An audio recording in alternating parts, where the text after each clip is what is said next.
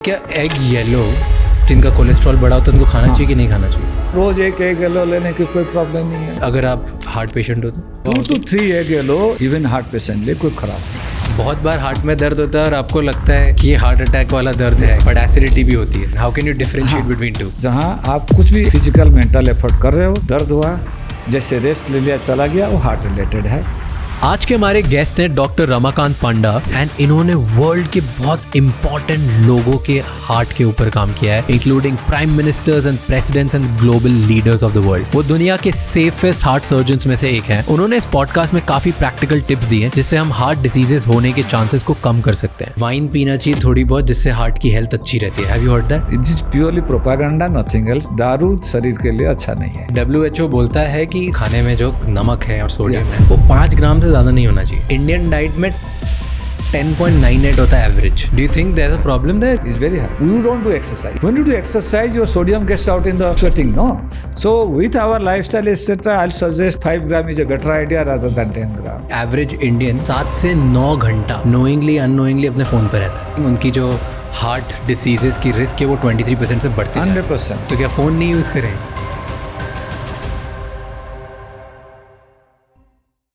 आगे बढ़ने से पहले इस चैनल को सब्सक्राइब कर लीजिए ताकि हम आपके लिए इसी तरह से और इंसाइटफुल और बेहतर पॉडकास्ट बनाते रहें। एंड इस पूरे शो का ऑडियो एक्सपीरियंस स्पॉटिफाई पे अवेलेबल है जहाँ पे आप हमें फॉलो कर सकते हैं। Enjoy the show.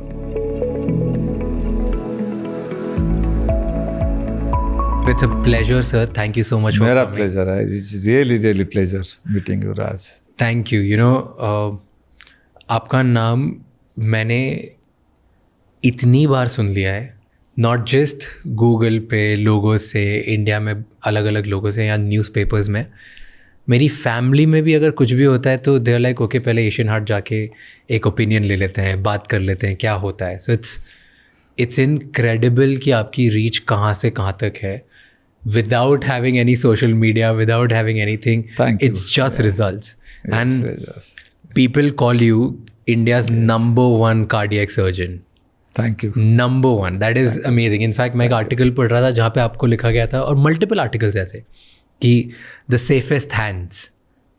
Have you heard about that? Yes, I heard that. How do you feel about it? कैसा लगता है आपको जब बोलते हैं कि इंडिया में सबसे सेफ हैंड्स अगर किसी के हैं हार्ट की सर्जरी से रिलेटेड, तो वो आपके हैं?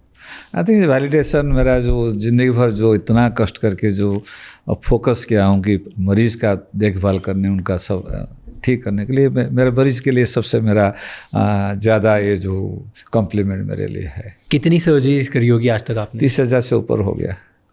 आपने खुद ने हाँ जी। कि विद असिस्टेंस? सारी असिस्टेंस तो करना पड़ता है। मैं तो ऐसे सीखा, मेरा गुरुजी किया तो वो सारे चीज़ नहीं करते था ना। जब आप कोई भी MBBS डॉक्टर हो, MS सर्जरी, MCH, जो सबसे दुनिया में अच्छे डॉक्टर है, वो स्किल तो दूसरे को देना है। देने के लिए जो सीखेगा तो डे 1 से तो पूरा सारा ऑपरेशन नहीं कर पाएगा, उसको एक एक धीरे धीरे सीखता है। हम पहले सीखते हैं कैसे धागा बांधने के लिए, पहले तो सीखता है कैसे पेशेंट को सफाई करने के लिए, वो फिर कुछ महीना लगता है सीखने के लिए। हार्ट सर्जरी आपको 9 साल लगता है सीखने के लिए, 3 साल जनरल सर्जरी, उसके बाद अमेरिका में 9 साल, इंडिया में 6-7 साल, उसके साथ बाद भी 2-3 साल सीखना पड़ता है। तो 30,000 सर्जरीज, उसमें से कितनी सक्सेसफुल हुई और कितनी अनसक्सेसफुल?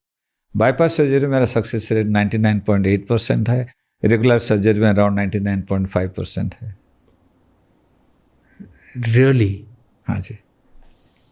ऑल सर्जरीज जितनी आपने अभी तक करी है, बाईपास में 99.8 और जो बाकी सर्जरी में सब मिला के 99.5। आपने इतनी सर्जरीज करी इतने साल तक, 30,000 सर्जरीज, 99% से ज़्यादा आपका सक्सेस रेट रह चुका है। हाँ जी। उसके बाद इन सब डेटा और एक्सपीरियंस के बाद कौन सी ऐसी एक चीज़ है जो आपको लगता है कि लोगों को गलत पता है या मिसअंडरस्टैंडिंग है रिलेटेड टू हार्ट या हार्ट डिसीजेस? एक तो है, सबसे था, आजकल थोड़ा कम है, हार्ट डिजीज हो गया मतलब जान चला गया, मतलब लाइफ ख़त्म हो गया।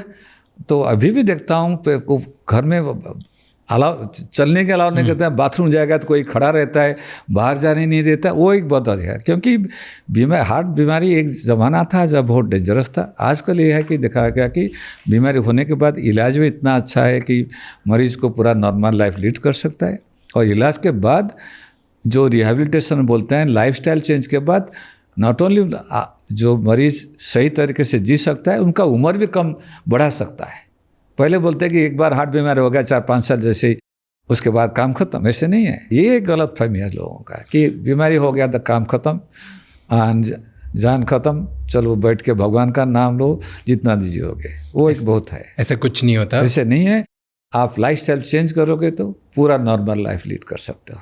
मैं भी एक स्टैट पढ़ रहा था कि 23.3 मिलियन लोग 2030 तक उनकी डेथ हो जाएगी रिलेटेड टू हार्ट डिसीज। हाँ जी, हाँ जी। Is that true? मतलब इतनी तेजी से बढ़ते जा रहा है? बहुत तेजी से बढ़ रहा है।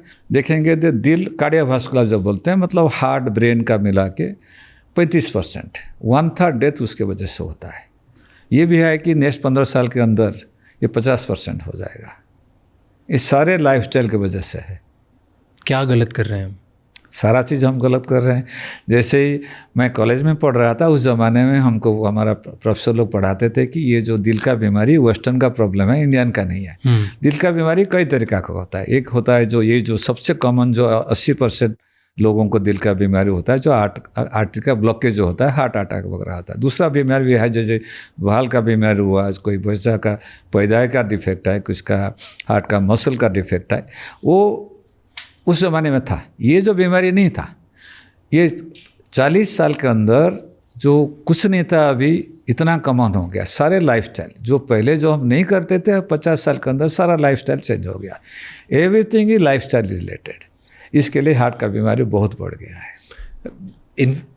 ये आपके प्रोफेसर ऐसे क्यों बोलते थे कि वेस्टर्न का बीमारी इंडिया का नहीं है?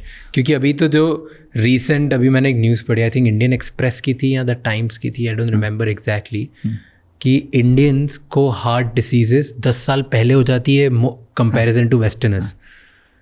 ये लाइफस्टाइल चेंज गया। 50 साल पहले ऐसा नहीं था। आप देखोगे 50 साल पहले डाटा बहुत अलग था। जैसे बता ना, 20-25 साल के अंदर आपका ब्लड प्रेशर 50% बढ़ गया है, डायबिटीज़ मोर देन 50% डबल हो गया डायबिटीज़। तो क्या कर रहे हैं हम लाइफस्टाइल में ऐसा? यही चीज़ है कि जो दिल का बीमारी होता है, हम बोलते हैं कुछ रिस्क फैक्टर बोलते हैं। ये लाइफस्टाइल रिलेटेड, सारा चीज़ लाइफस्टाइल रिलेटेड है। ये कि जो लाइफस्टाइल रिलेटेड नहीं है, सारा वो रिस्क फैक्टर बोलते हैं। मतलब वो जिस आदमी का उस पर ज़्यादा रहता है, दिल का बीमारी होने की चांस बहुत ज़्यादा है। नंबर 1 हुआ आपका डायबिटीज़, ब्लड प्रेशर, स्मोकिंग, कोई भी तंबाकू, स्मोकिंग ने तंबाकू, vaping, all those, electronic cigarette, everything is as dangerous as other one. ये हो गया है आपका strong family history. Family history एक ही है जो आप चेंज नहीं कर सकते। बाकी हाई कोलेस्ट्रॉल, ओवरवेट, स्ट्रेस, आजकल भी दूसरा चीज़ हो खाने का, type of food we are eating, और सोना, all these things lead to. सोने से क्या रिलेशन?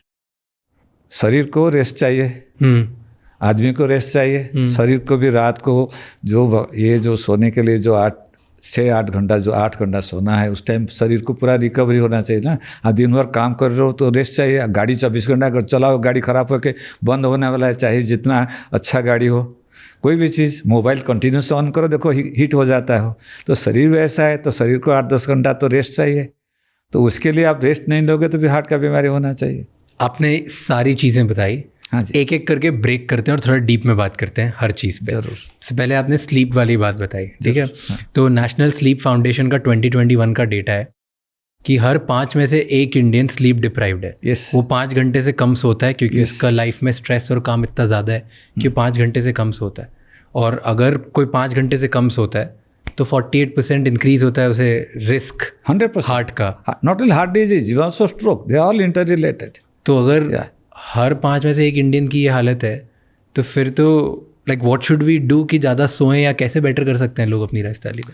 सबको तो पहला चीज़ जैसे बात कर रहे थे, वर्क लाइफ बैलेंस को लाना पड़ेगा। सबको सुनना चाहिए कि वाह ठीक है, ये सबको ज़िंदगी में तरक्की करना बहुत ज़रूरी है। मैं भी क्या हूँ, मैं तो कुछ नहीं था, उधर से इधर तो पहुँचा हूँ। सबको करना चाहिए, लेकिन जब करते वक्त अपना शरीर का देखिए, सबसे जो इम्पोर्टेंट चीज़ है कि ये तरक्की करके 25-30 साल के 40 साल के अंदर हार्ट अटैक ऊपर जाने से कुछ फ़ायदा नहीं है। तरक्की करो कम से कम 70-80-90 साल तो जो उसका फ़ायदा तो एटलीस्ट एंजॉय दैट। इसीलिए जब करते हो उस टाइप वर्क लाइफ बैलेंस करना बहुत ज़रूरी है। सोने का बहुत ज़रूरी है क्योंकि शरीर को रिकवरी चाहिए। मिनिमम 8 घंटा बोलते हैं, बट लेकिन उसके साथ भी वेरिएशन है। कुछ भी जो बहुत डीप स्लीप्स होते हैं उनके 6 घंटा भी चल सकता है। और उसके साथ मैं श्री रविशंकर एक बहुत साल पहले बार मिले था, मैं पूछा गुरुजी कितना सोते हैं? बोले 4 घंटा सोता हूँ। बोले जो कि बोला सर 4 घंटा गुरुजी सोते हैं, लेकिन बाकी 20 घंटा तो आप योगा करते हैं ना। So yoga is very important part. मैं लोगों को बोलूँगा it's very important, is not studied that well. लेकिन ये नंबर 1 तो सबको एडवाइस करगा मिनिमम 8 घंटा सो। जिस दिन नहीं सो पाया उस दिन योगा करो, क्योंकि देश सम योगा जो है जिसको योग निद्रा बोलते हैं। आप 1 घंटा योग निद्रा करते हैं is almost equivalent to 4 hours of sleep. Because नींद क्या जरूरी है? नींद है सारा शरीर का रिकवरी होना चाहिए, सारा चीज़ का। उस टाइम रेस्ट चाहिए, रिपेयर के लिए चाहिए। Yoga nidra also helps. This one thing I will suggest to people. जिस दिन मेरे को इमरजेंसी हो गया, सो नहीं पाया, मैंडेटरी 1 घंटा में योगा निद्रा करता। बट होता क्या है, अगर मैं कम सोऊंगा तो मेरी बॉडी में ऐसा क्या होता है जिससे मेरी हार्ट डिसीज़ की रिस्क इंक्रीज हो जाती है? नंबर वन आपका सारा रिपेयर नहीं हो पाता है।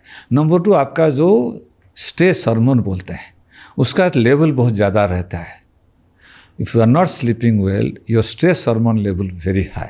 स्ट्रेस हार्मोन का क्या है? आपका हार्ट रेट बढ़ाता है और आपका आर्टरी को नैरो करता है। वो धीरे धीरे जब occasional stress is not bad, शरीर के लिए खराब नहीं है। जो कंटिन्यूस लेवल रहता है देन स्टार्ट डैमेजिंग इनसाइड जो लाइनिंग बता एंडोथेलियम, उसके अंदर फिर cholesterol other thing start getting deposited.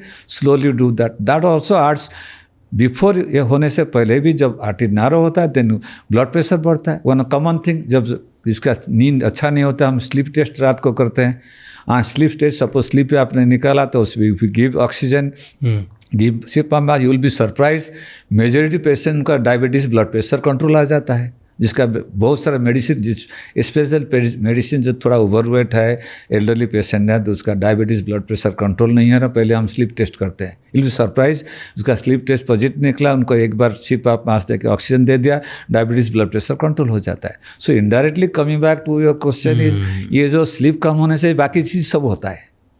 Got it. या सो स्लीप एक चीज़ हो गई। सेकेंड हम बात कर रहे थे, आपने बोला स्मोकिंग, अल्कोहल, ये सारी चीज़ों से प्रॉब्लम है। अल्कोहल ख़राब होता है शरीर के लिए, पूरा ख़राब है। So there is a common saying और बहुत सारे आर्टिकल्स भी हैं इस पर, बहुत लोग इसको बहुत रिगरसली मानते भी हैं कि वाइन पीना चाहिए थोड़ी बहुत जिससे हार्ट की हेल्थ अच्छी रहती है। Have you heard that? पढ़ा हूँ भी तो पढ़ा है आपने? क्यों ऐसे बोले? अच्छा नहीं है फिर? ये number 1 is all industry is promoting. Industry सारा प्रमोट कर रहे हैं। जो बोलते हैं ना दारू पीने के लिए रेड वाइन पी के, बोले रेड वाइन कहाँ से आता है? बोलते हैं ग्रेप से आता है। मैं बोला सस्ता है ग्रेप खा लो, उधर से तो ये आता है ना। तो कोई भी साइंटिफिक स्टडी नहीं है, इसलिए सारे हमारा एसोसिएशन, कार्डियोलॉजी एसोसिएशन, बिलियर एसोसिएशन सब एडवाइस करते हैं कि दारू हार्ट बीमारी को बचाने के लिए नहीं है। रादर दारू के साथ बाकी चीज़ भी खराब होता है। मैं किसको एडवाइस बिल्कुल नहीं करूँगा। जो ऑलरेडी ले रहे हैं बताऊँगा कि जितना कम करो, 1-2 बार रखो। रेड वाइन से जो चीज़ है वो आपका रेड ग्रेप से मिलता है। दिस समथिंग को बोलते हैं एंटीऑक्सीडेंट, जो शरीर के अंदर जो जैसे आप कुछ भी बनाते हो, खाना बनाते हो, आग लग जाता है, वो काला होकर जल जाता है ना, ऐसे शरीर के अंदर भी सब हार्मफुल चीज़ निकलता है। ये सब चीज़ को सफाई करते हैं। वो तो एंटीऑक्सीडेंट वाइन में है, लेकिन बहुत सारे जो बाकी चीज़ खाने में है एंटीऑक्सीडेंट है, उसको खा लो, दारू पीने की ज़रूरत नहीं है। सो मेरा स्ट्रॉन्ग एडवाइस रहेगा सबको, ये बिल्कुल मत देखो, जो it is purely propaganda, nothing else. दारू शरीर के लिए अच्छा नहीं है। सो यू आर टेलिंग कि ये रेड वाइन की एक प्रॉपर्टी होती है जिससे एंटीऑक्सीडेंट्स बनते हैं, और वो एंटीऑक्सीडेंट का सिर्फ एक चीज़ पकड़ के लोग बोल रहे हैं कि अच्छा ये बॉडी में एंटीऑक्सीडेंट बढ़ाते हैं तो इससे अच्छा होता है। बॉडी के अंदर जो गलत चीज़ें वो खराब बाहर निकल जाती हैं क्योंकि एंटीऑक्सीडेंट क्लीन कर देता है उसको जाके।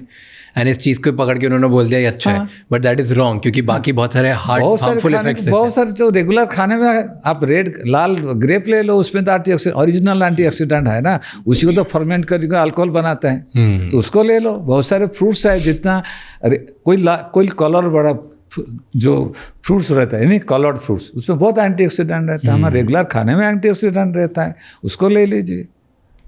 Got it. फिर आपने बात करी थी कि लाइफस्टाइल, सेडेंटरी लाइफस्टाइल, पहले आप लोग खेलते थे, बाहर जाते थे, आजकल लोग फ़ोन पे बैठे रहते हैं सब लोग, राइट?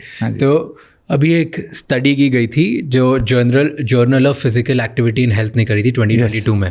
उन्होंने किया था कि एवरेज इंडियन 7 से 9 घंटा नोइंगली अननोइंगली अपने फ़ोन पर रहता है या स्क्रीन्स देखता है कहीं ना कहीं से, right? Which is causing lack of activity. And that is increasing उनकी जो हार्ट डिसीजेस की रिस्क है वो 23% से बढ़ती जा रही है। 100%। तो क्या फ़ोन नहीं यूज़ करें? Yes. अब हमारा काम फ़ोन और स्क्रीन का, how do we do that then? See, again, I say work-life balance. मेरा एक, I'll tell you what I do.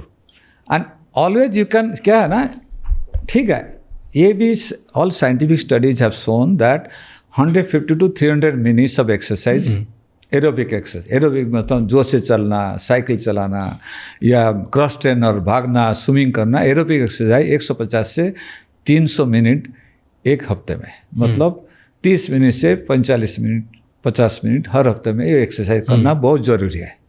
जो नहीं कर पा रहा है उसको बोलो बाकी चीज़ कुछ करो। ऑफिस में है, स्टेयर के मतलब भाग के चलो, अभी आपका ऑफिस है ऊपर चढ़ के आ गया मैं, तो वो करो।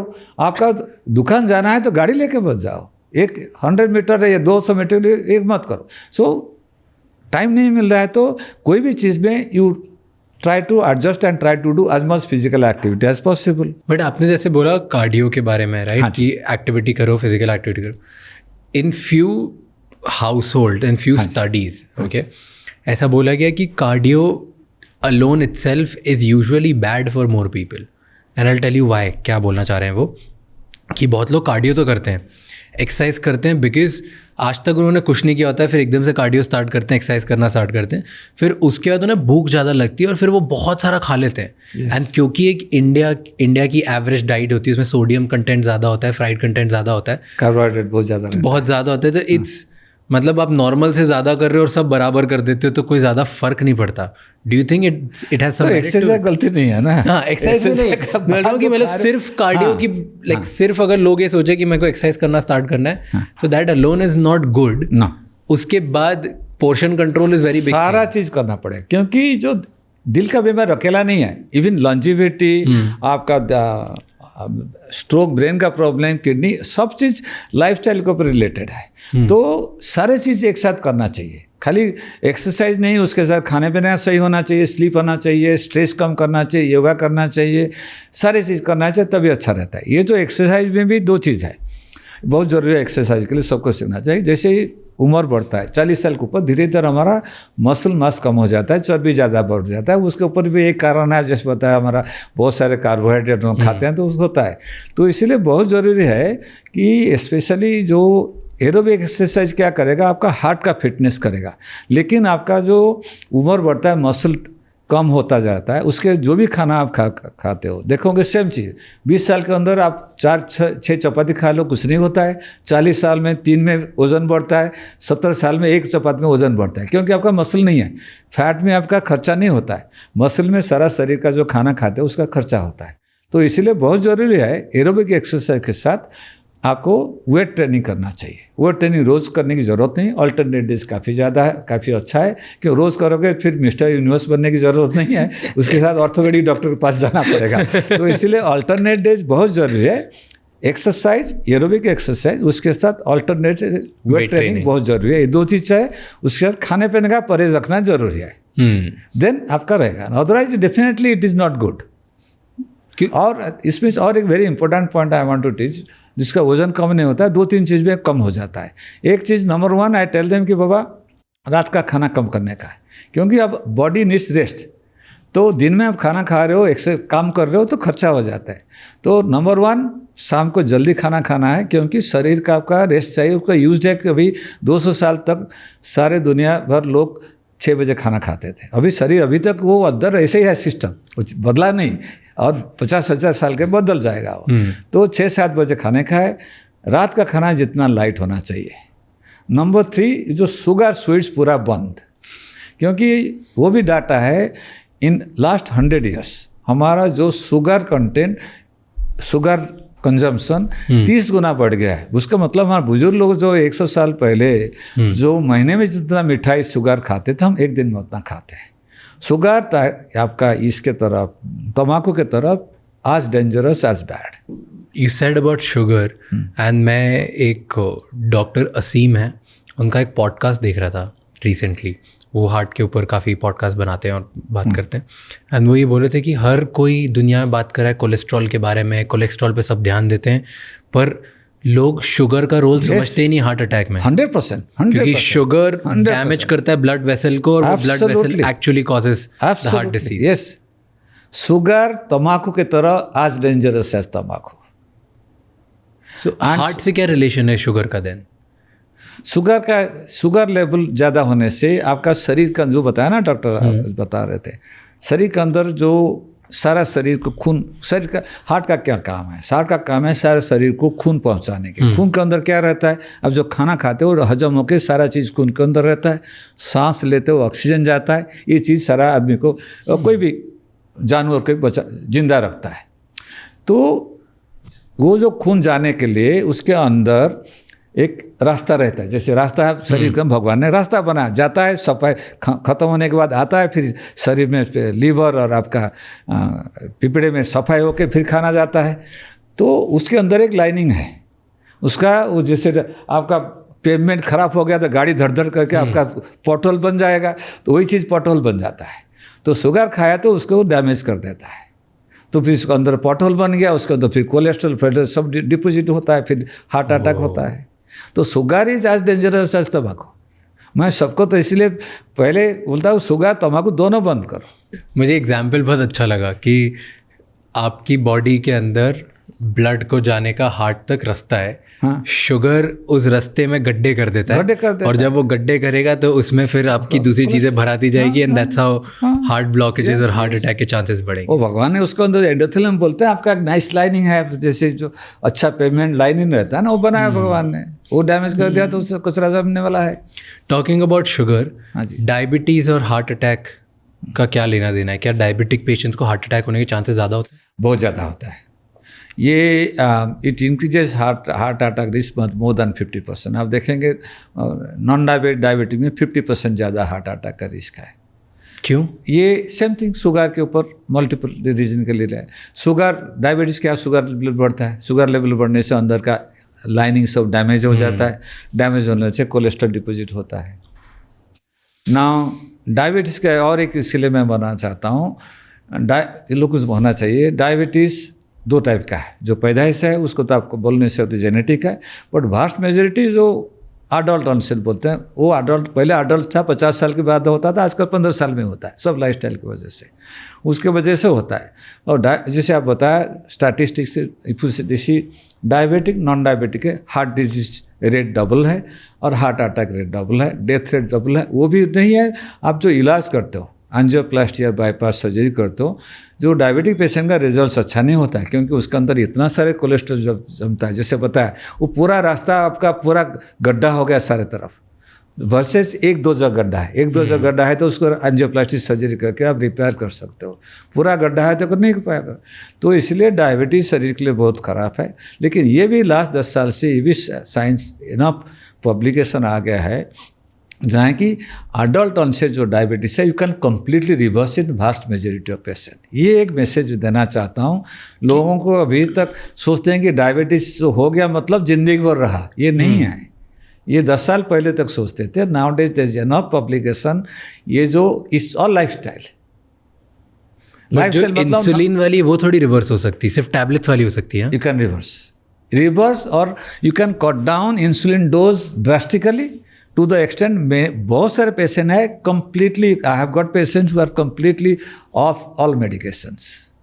ना डायबिटीज होने का ये कारण है because of multiple, again lifestyle related, the type of food as it do, diabetes, tension, food, everything, activity, आपको सारे चीज़ करना पड़ेगा। नंबर 1 बॉडी वेट, उसके सेपरेट बात करेंगे। जो आइडियल बॉडी जो डोंट गो, वेस्टर्न पॉपुलेशन का हमारा बहुत फर्क है। वेस्टर्न BMI 25 ठीक है, क्योंकि आप देखें वेस्टर्न आदमी का 70 किलो आदमी देखो, उसका हटाकड़ा मसल इतना मोटा है। हमारा 70 किलो इंडिया देखोगे मसल इतना पतला है, पेट इतना बड़ा है, वही 70 किलो है, वही 5 फीट 8 इंच और 70 किलो का देखोगे तो उनका जो मसल मास बहुत ज़्यादा है, हमारा चर्बी ज़्यादा है। हमारे लिए BMI मेजोरिटी पीपल के 20-21 ज़्यादा है। तो जो लोग होते हैं ओवरवेट खाली वेट नहीं देखना, पेट भी दिखना चाहिए। आई वेरी फार्मली बिलीव कि diabetes is also today's time is curable means controllable. It's you can reverse the effects of diabetes. आपने एक बहुत अच्छी बात बोली कि बहुत लोगों को लगता है कि हमारे इसमें से 70 किलो के हैं तो हम 70 किलो का है, दैट्स ओके, बट वो स्किनी फैट होते हैं। तो सिर्फ मोटापे से रिलेटेड नहीं है या ओवरवेट से रिलेटेड नहीं है हार्ट डिसीज या डायबिटीज या एनीथिंग, पतले लोगों को भी हो सकता है। हाँ, जिसका स्पेशल पेट बड़ा है उसको बोलते हैं एब्डोमिनल, ये पेट का जो ये रहता है उसके मेटाबॉलिक सिंड्रोम बोलते हैं, उनका ज़्यादा चांसेस है डायबिटीज, ब्लड प्रेशर होने के। डू यू थिंक जो पतले लोग हैं जिनको स्किनी फैट है, उन लोगों को एक्चुअली उनके लिए ज़्यादा डेंजरस है ये सारी चीज़ें? क्योंकि मोटापे में तो आपको पता होता है क्या होगा, स्किनी फैट में तो आपको आइडिया भी नहीं क्या हो रहा है। देन वी आर केयरलेस, ज़्यादा केयरलेस बनता है। उनको भी देखना पड़ेगा कि है उसको जो पेट का चर्बी को कम करना जरूरी है। तो स्किनी फैट होता क्या, एक्सप्लेन करो, किसी को कैसे पता चले कि मैं पतला हूँ लेकिन तो भी मेरे को फैट है और मेरे को बीमारी होने के चांसेस हो सकते हैं? कोई तरीका है पता करने का? जैसे बॉडी फैट एनालिसिस मिलता है, प्लस खुद अपना बॉडी देखो कितना पेट, whether your stomach size is is more than your abdominal girth करके देखते हैं, जैसे measurement you check it out. Okay, तो बस इंच टेप लो और देख लो अगर बहुत ज़्यादा है तो। एंड कोई और तरीका नहीं है? BMI कुछ होता है कि इतना BMI होना चाहिए मिनिमम, उसके ऊपर BMI इंडियन पेशेंट के लिए ये प्रॉब्लम है। वेस्टर्न पेशेंट में 25.2 जो रखते हैं, Indian patient is very different. जो मसल्स वेरी वेल बिल्ड उनके 25 ठीक है, but other people I prefer it below even 22, 21, all depends on the person. You are look at the fat, look at the muscle content, then decide how much. The most important thing is आपका जो abdominal fat content पूरा minimum होना चाहिए, जिसका है उसको कम करना जरूरी है। यूजुअली जब भी लोगों को बोले ना कि तलावा छोड़ दो या मीठा छोड़ दो, बोलते हैं हमारे दादाजी भी तो खाते थे, उन्होंने जिंदगी भर कचौड़ियाँ खाई है तो उनको, वो तो कभी मोटे नहीं हुए, वो पतले थे, उनको कोई बीमारी नहीं हुई, आज 90 साल के हैं, 95 साल के। दिस लेकिन उनका पोता को 25 साल में हो जाता है। तो एक बहुत इम्पोर्टेंट से है जो फैमिली हिस्ट्री बोलता है, जिसका फैमिली में हार्ट बीमारी रहता है, स्पेशली कम उम्र में रहता है। उसका पिताजी को 90 साल में हार्ट बीमारी हुआ तो इतना प्रॉब्लम नहीं है, लेकिन इसको पिताजी को 50 या 55 या 60, वेस्टर्न पॉपुलेशन के लिए 65 साल है। Indian because we live our average life expectance 10 साल कम है, तो आई पुट इट 60 से नीचे। बीमारी हाई मतलब बच्चों को कम उम्र में होने के बहुत ज़्यादा जरूरी, बहुत चांस है। दोनों पेरेंट्स को हो गया तो ऑलमोस्ट 70% चांस के बच्चे को होने का है हार्ट की बीमारी। हाँ, लेकिन ये नहीं है कि जो उल्टा है उसका, जो बोलते हैं कि हमारा फैमिली हिस्ट्री बिल्कुल नहीं है तो हमको कुछ नहीं होगा, हम कुछ भी करेंगे। तो फैमिली हिस्ट्री में अगर किसी को हार्ट की बीमारी नहीं है, हाँ जी, तो भी मुझे हो सकता है? हो सकता है। लाइफस्टाइल गड़बड़ किया तो होने वाला चांस है।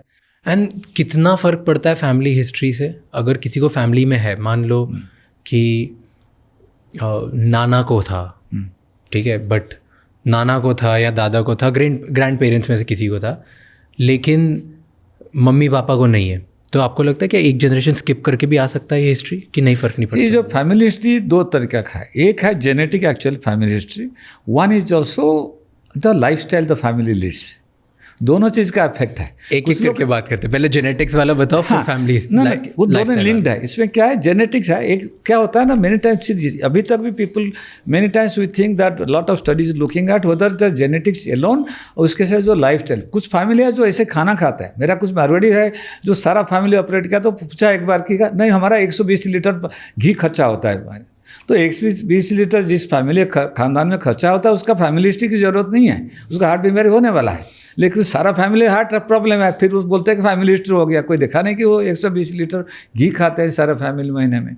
सो कुछ होता है जो फैमिली हिस्ट्री, उसमें भी lifestyle related to family history, कुछ जेनेटिकली है। सो जेनेटिकली है, it can skip because it is gene related, and also as you know gene expression also is also link to the lifestyle. वो जो lifestyle हम lead करते हैं, that expression also get imprinted. तो हमारा खराब lifestyle है तो वो हमारा बच्चों को भी होने वाला है। We have to very careful. Same way also it can skip generation. More important is every generation, next generation suppose heart disease हुआ, कम उम्र में होगा। नाना को 70 साल हुआ को, पिताजी को 50-60 में होगा, बच्चों को 50 में होने की चांस है। तो यही बहुत ज़रूरी है कि फैमिली हिस्ट्री इसका है, नेक्स्ट जनरेशन कम उम्र में होने की चांस ज़्यादा है। उसके साथ ये है भाई आप लाइफस्टाइल बाकी सब चेंज करेंगे तो बहुत सारी चीज़ जो फैमिली हिस्ट्री का जीन तो आप चेंज नहीं कर सकते, एटलीस्ट उसको मॉडिफाई करके कंट्रोल कर सकते हैं। क्योंकि बहुत लोग ऐसा बोलते हैं कि मेरे दादा दादी को था या नाना नानी को था, उनमें से किसी, यूजुअली नाना या दादा मैन ज़्यादा सुनने को आता है हार्ट अटैक्स में, कि उन्हें था लेकिन पापा को और मम्मी को नहीं था। तो अब तो मैं बच गया, अब मुझे कोई हार्ट रिलेटेड बीमारी नहीं होगी। ऐसे नहीं, इट कैन ऑल्सो हैपन।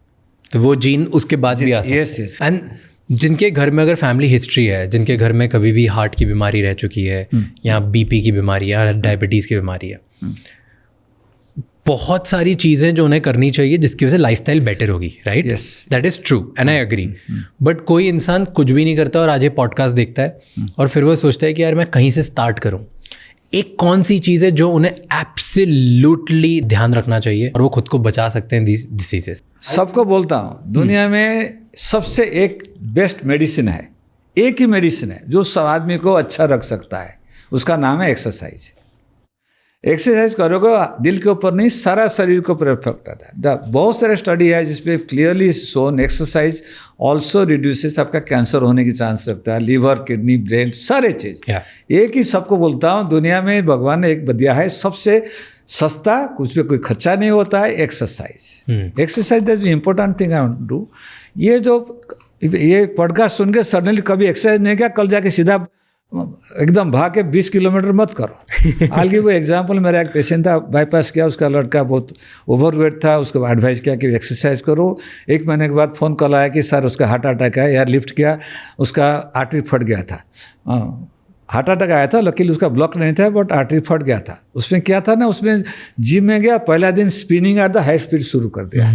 सो मेरा एडवाइस रहेगा, ये पॉडकास्ट सुन के और कहाँ कुछ पढ़ के सीधा जाके बहुत तेज मत करने लग जा। अपना बॉडी को एडजस्ट करने दो, 15 दिन 1 महीना धीरे धीरे एक्सरसाइज करो, गेट अ गाइड और a fitness expert who can help you. Slowly करो, नंबर 1।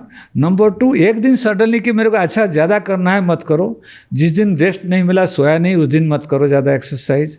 आप देखोगे जो मैराथन में maximum heart attack last 1 kilometre 1 mile में होता है, क्योंकि last 1 mile everybody wants to push. ये जो quite often you read suddenly exercise, lot of things are related to it. Don't push yourself too much.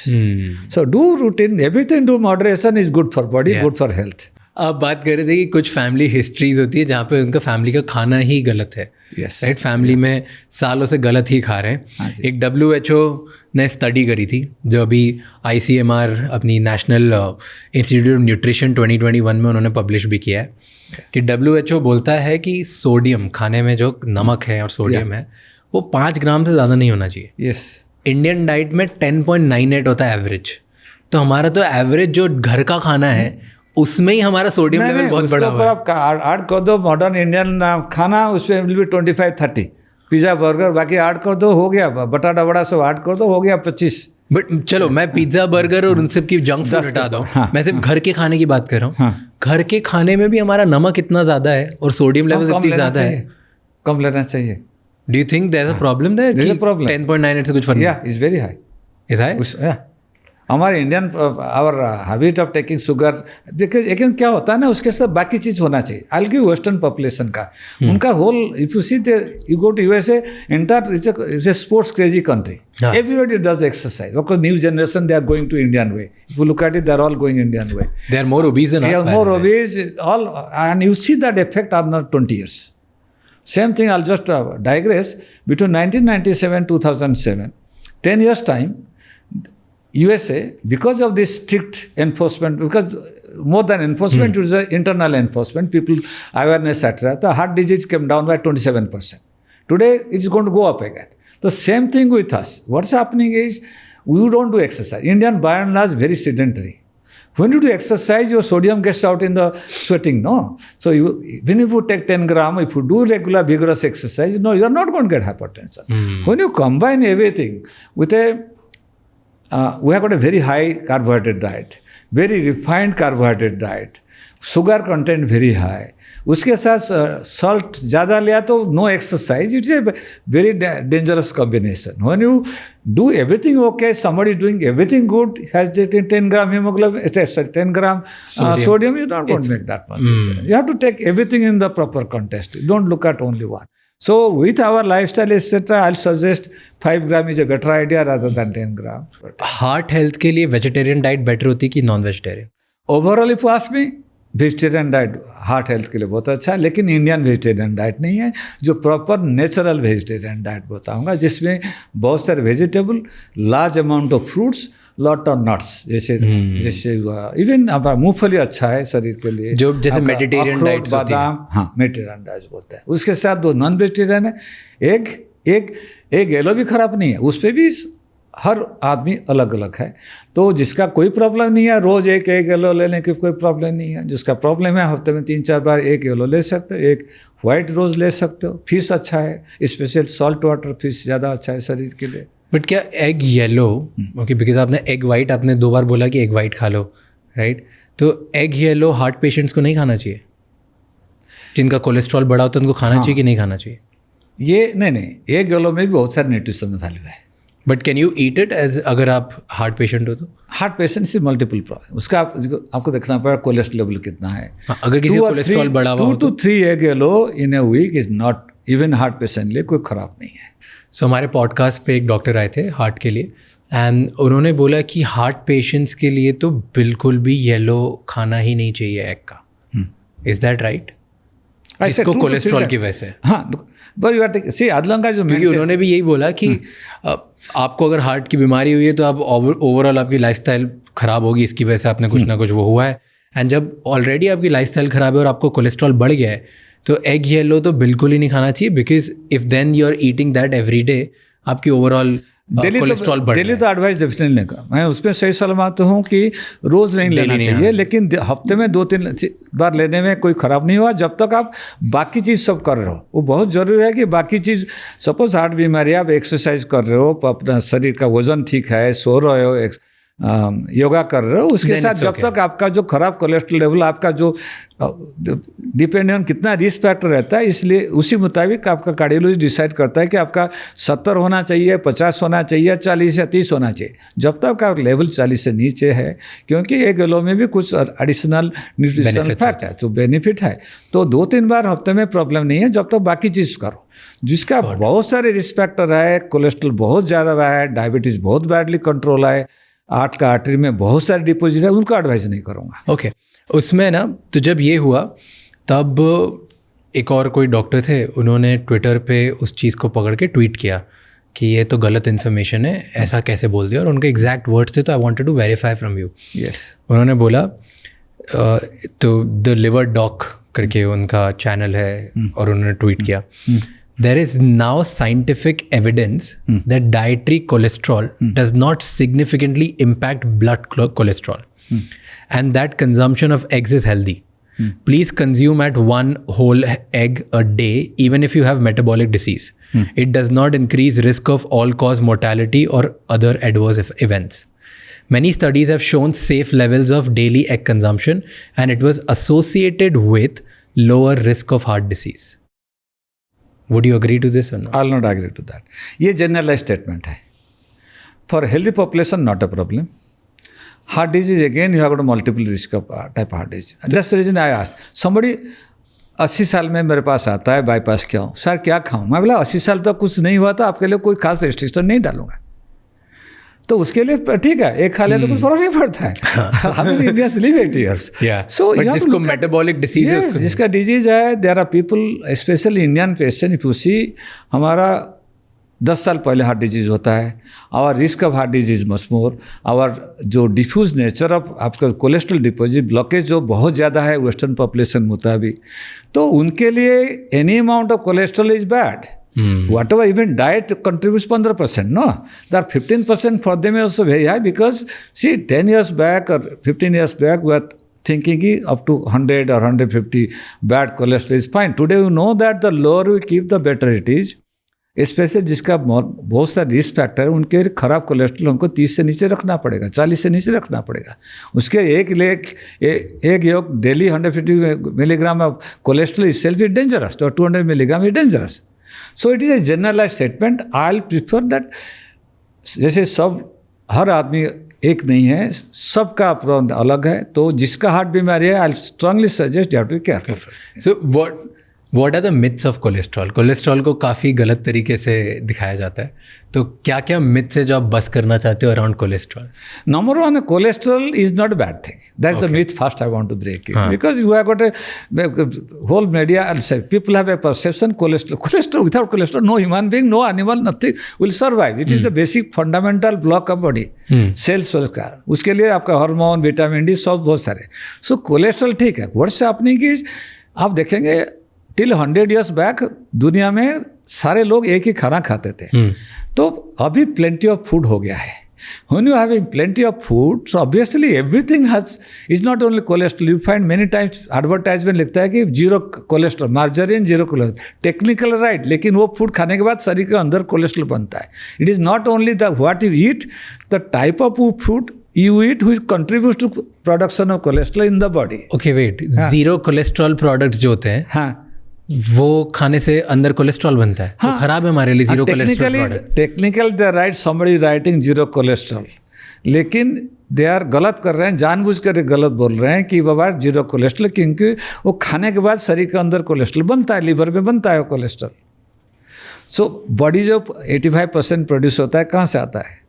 तो also the food that you, जैसे बता ना, जैसे 15% आ रहा है, सारा कोलेस्ट्रॉल सीधा कोलेस्ट्रॉल बन के कोलेस्ट्रॉल मॉलिक्यूल नहीं आता है खाने में. उसका प्रिकर्सर रहता है, उसको खाने से कोलेस्ट्रॉल बनता है. एक योग हुआ उसमें कोलेस्ट्रॉल रहता है. बाकी जैसे मार्जरीन हुआ, तो so many types of food जो रहता है zero cholesterol, cholesterol free diet. Yes, is cholesterol free. The moment you eat, उससे ज़्यादा कोलेस्ट्रॉल शरीर के अंदर बनता है. So those are the things one has to avoid. तो जो जीरो कोलेस्ट्रॉल चीज़ें होती है वो नहीं उसको अच्छी तरह पढ़ना चाहिए, पढ़ के देखना क्या कंटेंट है, उसके ऊपर सावधान से ले लेना चाहिए. तो जैसे मैंने बहुत सारे बिस्किट्स पे भी देखा है या जीरो टेक्निकली राइट, लेकिन खाने के बाद अंदर बनता है ना उसमें, तो वो खराब है. हाँ, वो जो बताया, जो ये 100 years में हमारा प्लेंटी ऑफ खाना बहुत मिले, सबको मिलता है खाना, तो क्वांटिटी ऑफ फूड और टाइप ऑफ फूड सब बदल गया, चेंज हो गया. उसके वजह से our cholesterol consumption also has gone up. उसके लिए इवन दो 85% शरीर में बनता है, जो 15% एक्स्ट्रा ले रहे हैं, जिसका ज़्यादातर रिस्क फैक्टर है हार्ट डिजीज वगैरह बनने के लिए, उनके लिए 15% बहुत ज़्यादा है. जो आदमी का बिल्कुल कोई तकलीफ नहीं है, कोई प्रॉब्लम हार्ट नहीं है ना, उसके लिए ठीक है. उनको दोनों को एक साथ नहीं कर सकते हो. तो इसलिए पर्सनलाइज मेडिसिन धीरे धीरे आ रहा है. तो हर आदमी अलग है, हर आदमी का कोलेस्ट्रॉल लेवल भी अलग है. इसलिए मैं एडवाइस करूंगा, जिसका हार्ट बीमारी है, अच्छे कार्डियोलॉजिस्ट को दिखा के उसका एडवाइस आओ. ये सब जो हार्ट या इसका आपका ये जो वायरल वीडियो देख के बोलो खराब है, आप बार बार देख रहे हो कि स्टार्टिंग खराब है, वो कैंसर हो जाता है, उनका अल्जाइमर हो जाता है. लेकिन कोई साइंटिफिक स्टडी नहीं दिखा. दिस आर ऑल पोस्टुलेशन, क्योंकि ये सेल मेमोरी में रहता है, कम कर दिया तो उसका अल्जाइमर हो गया, उसका कैंसर हो जाएगा. अभी तक ज़्यादा साइंटिफिक प्रॉपर स्टडी कोई दिखाया नहीं कि उसका इतना बेनिफिट हो रहा है. ओके, टेल मी, स्टैटिन अगर लेता है कोई कंटिन्यूसली फॉर 5 years, हाँ जी, ठीक, उसके कितने चांसेस बढ़ जाते हैं लाइफ आगे बढ़ने के, लाइफ में जीने के? उसके जिंदा रहने के चांसेस कैसे बढ़ते हैं? बिकॉज अगर कोलेस्ट्रॉल अगर कम रहता है, कंट्रोल्ड रहता है, 5 years तक कंट्रोल्ड रहा और उसने स्टैटिन ली, राइट, तो कुछ तो इफेक्ट पड़ता होगा बॉडी पे कि अगर उसने नहीं लेगा तो क्या होगा? कोई 5 साल तक अगर नहीं लेता. एक चीज़ है, स्टैटिन सबको एडवाइस नहीं करते हैं. जिसको ज़रूरत है उसको एडवाइस करते हैं. किसको ज़रूरत है? जिसका हार्ट बीमारी वगैरह होने की चांस है, ऑलरेडी हार्ट बीमारी है, उनका फ्यूचर में कॉम्प्लिकेशन होने के चांस ज़्यादा है. लेकिन स्टार्टिंग के साथ ये सब बहुत ज़रूरी है. लाइफस्टाइल चेंज, एक्सरसाइज, जो बताया, फूड हैबिट, जो बहुत ज़रूरी है. Even 50% for them is very high.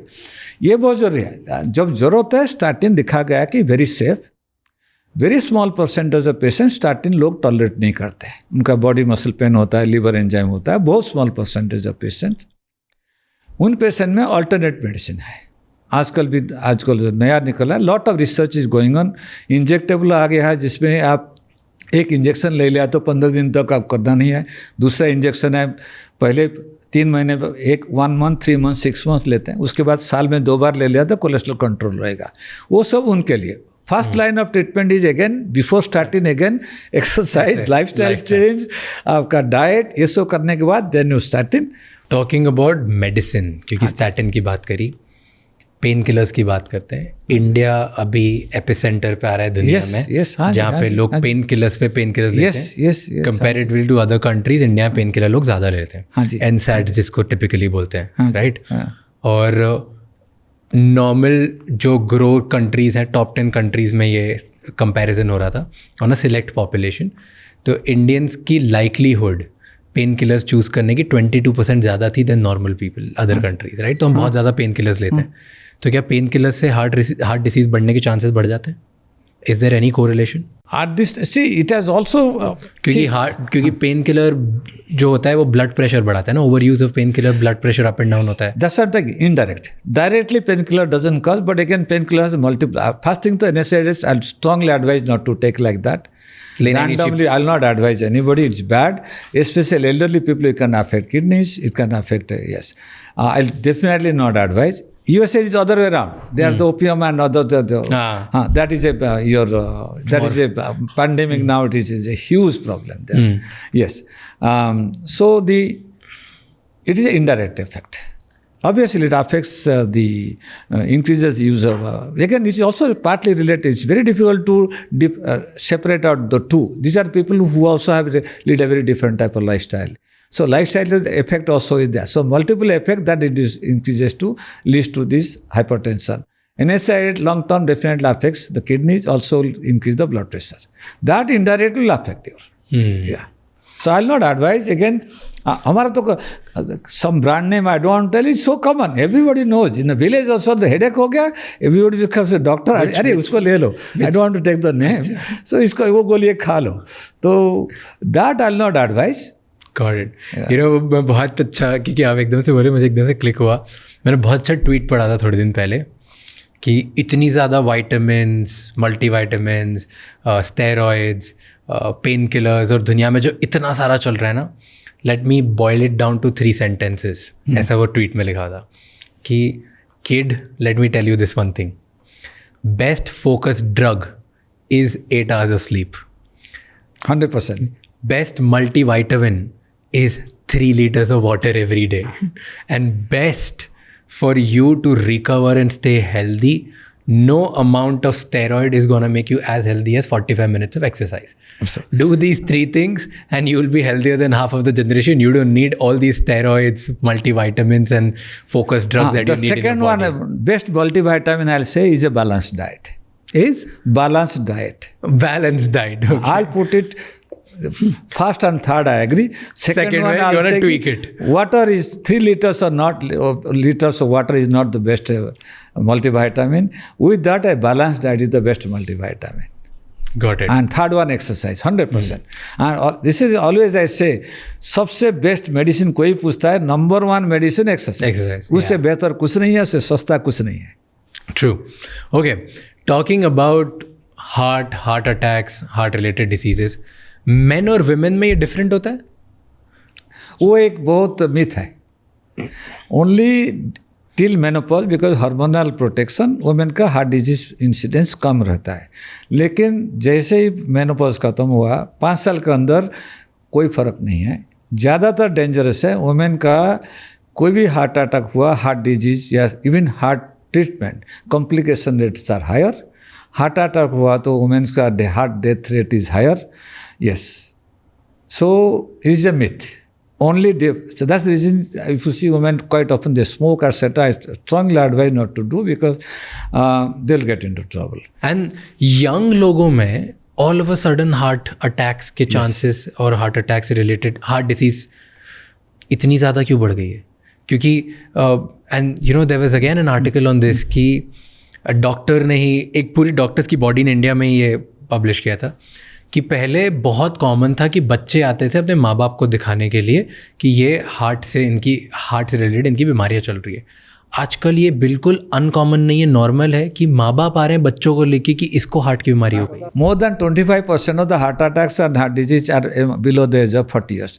ये सारे चीज़ लाइफस्टाइल के वजह से हुआ है. जो पहले बताया, जैसे हम रिस्क फैक्टर बोलते हैं, जो रिस्क फैक्टर रहता है उसका हार्ट बीमारी होने के चांस ज़्यादा है. जैसे हाई ब्लड प्रेशर, डायबिटीज़, तंबाकू use, strong family history, high cholesterol level, and now we have added Indian patient after intra-heart studies, lack of sleep, high carbohydrate diet, and not having enough fruits.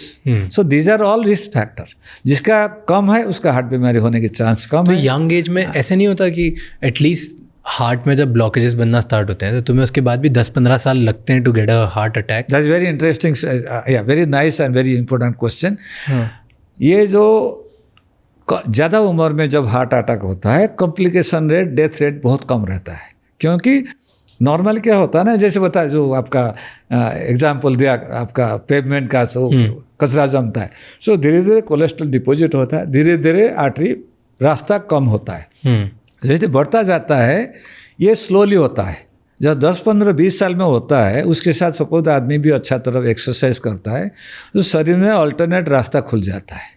वो 80 हुआ, 90 हुआ, 95 हुआ, फिर 100% जब होता है वो अल्टरनेट रास्ता उसको टेक ओवर करता है। इवन अटैक आया, हार्ट डैमेज नहीं होता है। मेनी टाइम हमारा पेशेंट है एडमिट होता है हार्ट अटैक में, हार्ट में कोई डैमेज नहीं हुआ, आर्टरी ब्लॉक हो गया, उसको खोल दिया तो हार्ट में बिल्कुल डैमेज हुआ। लेकिन जो कम उम्र वाले को जिसका होता है, ये टाइम नहीं है उसमें, बहुत कम टाइम में ब्लॉकेज होता है, तो अल्टरनेट रास्ता बनने के लिए टाइम नहीं लगता है। ये एक नंबर 1 है। दूसरा भी कारण है हार्ट अटैक जो होता है, सारे हार्ट अटैक धीरे धीरे कोलेस्ट्रॉल डिपॉजिट होकर सडनली हार्ट अटैक नहीं होता है।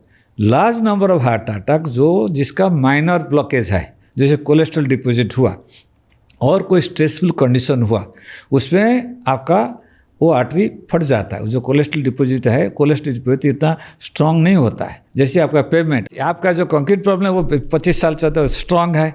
उसके साथ आपको जो ऐसे कचरा उसको डाल दिया, उसके ऊपर कर दिया, वो तो स्ट्रांग नहीं रहता है।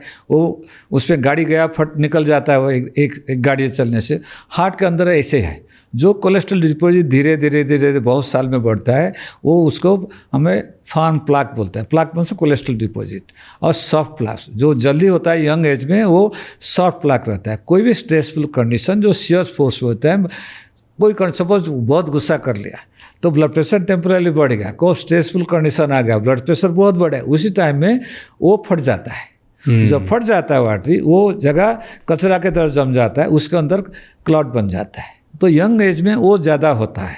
आपका जो ओरिजिनल क्वेश्चन घुमा के आंसर दिया, तो वो जरूर है। यंग एज में टाइम नहीं मिलता है उनको वो जो अल्टरनेट सर्कुलेशन बढ़ने के लिए, नंबर 1। नंबर 2 भी मेजॉरिटी अटैक वो धीरे धीरे नहीं होता है, सडनली अटैक आता है क्लॉट बन के। इसलिए यंग एज में हार्ट अटैक होता है, ज़्यादातर फैटल होता है और कॉम्प्लिकेशन बहुत होता है, हार्ट डैमेज ज़्यादा हो जाता है। तो आप बोल रहे हो कि यंग एज में अगर किसी को हार्ट अटैक आया, उसके चांसेस बहुत कम हैं अच्छे हार्ट होने के वापस, कंपैरेटिवली टू किसी को ओल्ड एज में अगर ओल्ड एज के लिए कॉम्प्लिकेशन होने के चांस ज़्यादा है, हार्ट डैमेज होने के चांस ज़्यादा है, और लाइफ के ऊपर रिस्क भी ज़्यादा रहता है। तो यंग एज में अगर आया तो देन सर्वाइविंग चांसेस कम हो जाते हैं compare to elderly. Senior citizen का तब तक हार्ट में अल्टरनेट सर्कुलेशन डेवलप हो जाता है, तो अटैक आने के अटैक में हार्ट का डैमेज होने के चांस कम रहता है, तो रिस्क कम हो जाता है। यंग एज का बाकी ऑर्गन ठीक है, लेकिन हार्ट का जो डैमेज होता है ज़्यादा डैमेज होता है, क्यों? अल्टरनेट सर्कुलेशन नहीं है। सर आप डरा रहे हो यंग लोगों को? नहीं, उसमें यह है तो सबसे ये डराना जरूरी है कि सब सोचते हैं कि अपने का नहीं है, दूसरा किसका होने वाला है। तो डरा दिया तो कम से कम जाकर थोड़ा एक्सरसाइज करेंगे, लाइफस्टाइल चेंज करेंगे, फिर प्रॉब्लम नहीं है। लेकिन सबसे ये भी दिखा गया है कि जिसका अच्छा एक्सरसाइज करते हैं उनका यंग एज में भी हार्ट अटैक होगा भी रिस्क कम रहता है। ये भी पक्का अभी एग्जाम्पल दे रहा हूँ, उसका एंजियोग्राम में है, आपको दिखा सकता हूँ। वो अभी आया था, he is around I think 38। वो मैराथन रन कर रहा है। तो only good thing was, bad thing उसका एक था, फैमिली हिस्ट्री स्ट्रॉन्ग था, और उसने उसका फ्रेंड उसने खुद बुलाया कि चेक कर लेता। उसका एक हार्ट में 70-80% ब्लॉक निकला, एक में अराउंड 80% ब्लॉक निकला, क्योंकि वो एक्सरसाइज रेगुलरली कर रहा है, तो उसका पता नहीं चला। ओके, आपने बोला कि हार्ट ब्लॉकेज पता चली है, कैसे पता कर सकते हैं? कोरोनरी करा के पता कर सकते हैं? तो ब्लॉकेज के लिए पहले होता है सिम्टम्स। तो सारे लोगों को सिम्टम्स नहीं हुआ था, एटलीस्ट मेजॉरिटी लोगों को सिम्टम्स होता है। सिम्टम्स यूजुअली क्या होता है, जिसका कोई भी स्ट्रेसफुल कंडीशन, क्योंकि भगवान ने ऐसे बनाया, आपका आर्टरी में जितना भी आर्टरी के ब्लॉकेज है, रेस्ट टाइम में जब बैठे में बात कर रहे हैं, ज़्यादा काम नहीं कर, फिजिकल एक्टिविटी नहीं, उसके लिए दिल कि जितना खून जाता है उतना काफ़ी है, कि चाहे भी कितना क्रिटिकल ब्लॉक हो, खून एडिक्वेट जाता है। जैसे आप थोड़ा से भी फिजिकल एक्टिविटी या मेंटल एक्टिविटी, कोई स्ट्रेसफुल कंडीशन किया, तो शरीर को ज़्यादा ऑक्सीजन चाहिए, ज़्यादा खून चाहिए, उस टाइम हार्ट को ज़्यादा काम करना पड़ता है। कोई ज़्यादा काम किया उस टाइम तकलीफ होता है। सो कोई भी stressful condition, physical mental condition में, सपोज आपको दर्द हुआ छाती में, इधर लेफ्ट साइड में दर्द हुआ, जैसे कोई जोर से पत्थर रख के दबा रहा है कोई, या सांस फूल रहा है, चोकिंग सेंसेशन है, और जैसे आप रेस्ट ले लिया वो चला गया, वो हार्ट का प्रॉब्लम है। या एक्सरसाइज चल रहे हो, सडनली दर्द हुआ, और जैसे आप रेस्ट ले लिया दर्द चला गया, वो आपका हार्ट का प्रॉब्लम है। वो है कि अंजाइना ना, अंजाइना ये भी है, सारे चीज़ डायरेक्टली इधर नहीं होता। बहुत सारे लोगों का बोलते हैं कि एटिपिकल चेस्ट पेन। उसमें क्या होता है, बहुत सारे लोग गए हैं डेंटिस्ट के पास, गए हैं लोग, गए हैं स्टोमक डॉक्टर के पास गए हैं। अभी मेरा एक फेमस एक्टर का ऑपरेट किया था साउथ से, उसका डॉटर 39 उम्र में सडनली चला गया, क्योंकि 6 महीना वो गैस्ट्रोएंटेरोलॉजिस्ट के पास जा रहा था कि पेट में एसिडिटी का दर्द था, लेकिन एक्चुअली उसका हार्ट प्रॉब्लम था। सो वेरी कॉमन, डेंटिस्ट के पास जाता है, कोई ऑर्थोपेडिक डॉक्टर के पास जाते हैं कि घुटने में दर्द है, पेट में दर्द है। तो कोई भी जिसका ज़्यादा रिस्क फैक्टर है और उनका ये सब दर्द हो रहा है, पेट का दर्द है, घुटने का, दांत का, उसका चेक किया सब नॉर्मल है, तो हार्ट का चेक करना चाहिए। ये नंबर 1 आपका पेन सिम्टम्स हुआ। सपोज उसमें सस्पेक्ट हुआ तो डॉक्टर के पास जाइए। ईसीजी में प्लेन, बहुत लोग प्लेन ईसीजी कर ईसीजी नॉर्मल ठीक है, हमारा हार्ट ठीक है, ये नहीं है।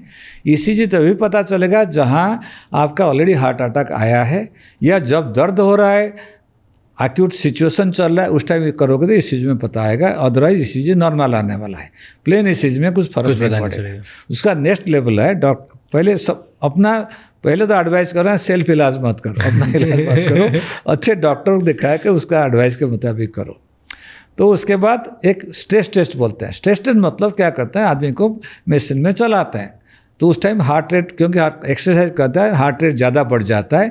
जब हार्ट रेट ज़्यादा बढ़ जाता है तो दिल को ज़्यादा खून आना चाहिए। उस टाइम इसी कुछ होगा तो चेंज पता चल जाए। वो भी 100% एक्यूरेट नहीं, उससे फॉल्स पॉजिटिव, फॉल्स नेगेटिव हो सकता है। आपका ब्लॉकेज नहीं होगा, पॉजिटिव आ सकता है, ब्लॉकेज होगा, नेगेटिव आ सकता है। उसके फर्दर टेस्ट, जिसको स्ट्रेस थालियम स्ट्रेस इको बोलते हैं, वो ज़्यादा एक्यूरेट है, 90-95% एक्यूरेट है, वो चेक करना चाहिए। दूसरा जो है स्ट्रेस टेस्ट के साथ we can advise something of CT calcium score.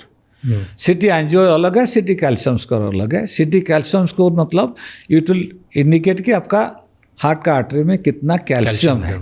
Calcium heart artery में कितना है वो इनडायरेक्ट दिखाता है कि आपका कितना डैमेज है। क्या होता है ना, जब कोई भी कारण से, जैसे सब समझाया आपको, तम्बाकू, high sugar, high blood pressure, ज़्यादा मिठाई खाने से, स्ट्रेस की वजह से अंदर इंटरनल लाइनिंग जो डैमेज हो जाता है, जब कचरा जमता है, हीलिंग होता है, उसके साथ कैल्शियम डिपॉजिट होता है। जब कैल्शियम हाई मतलब इनडायरेक्ट एविडेंस की उसमें कोलेस्ट्रॉल डिपॉजिट होगा, उसमें ब्लॉकेज होने के चांस है। तो मैं एडवाइस करूँगा नेक्स्ट लेवल, लेकिन डॉक्टर का एडवाइस अपने मर्जी में जाके सीधा सिटी स्कैन वगैरह मत करो, उसका भी साइड इफेक्ट है। तो सिटी कैल्शियम स्कोर को देखो, उसमें कुछ पॉजिटिव निकला तो next level is again doctor will decide कि सिटी एंजियो चाहिए या नहीं। CT angio is non invasive, give dye within 3 to 5 seconds only, you have to hold your breath, you take the image, उसमें पता चलता है। उसमें negative predictive हल, मतलब उसमें सिटी एंजियो में आपका नॉर्मल आया, मतलब एक्यूरेसी 99.99% एक्यूरेसी है। और उसमें ब्लॉकेज आया, it is not very accurate कि कितना परसेंटेज ब्लॉकेज है। सपोज 70, कुड भी 60, कुड भी 80, क्योंकि कितना क्रिटिकल ब्लॉकेज है उसके ऊपर इलाज डिपेंड करता है। क्योंकि हमारा 3 टाइप का इलाज है, एंजियोप्लास्ट मेडिसिन, एंजियोप्लास्टी सर्जरी, नेक्स्ट बात करूँगा।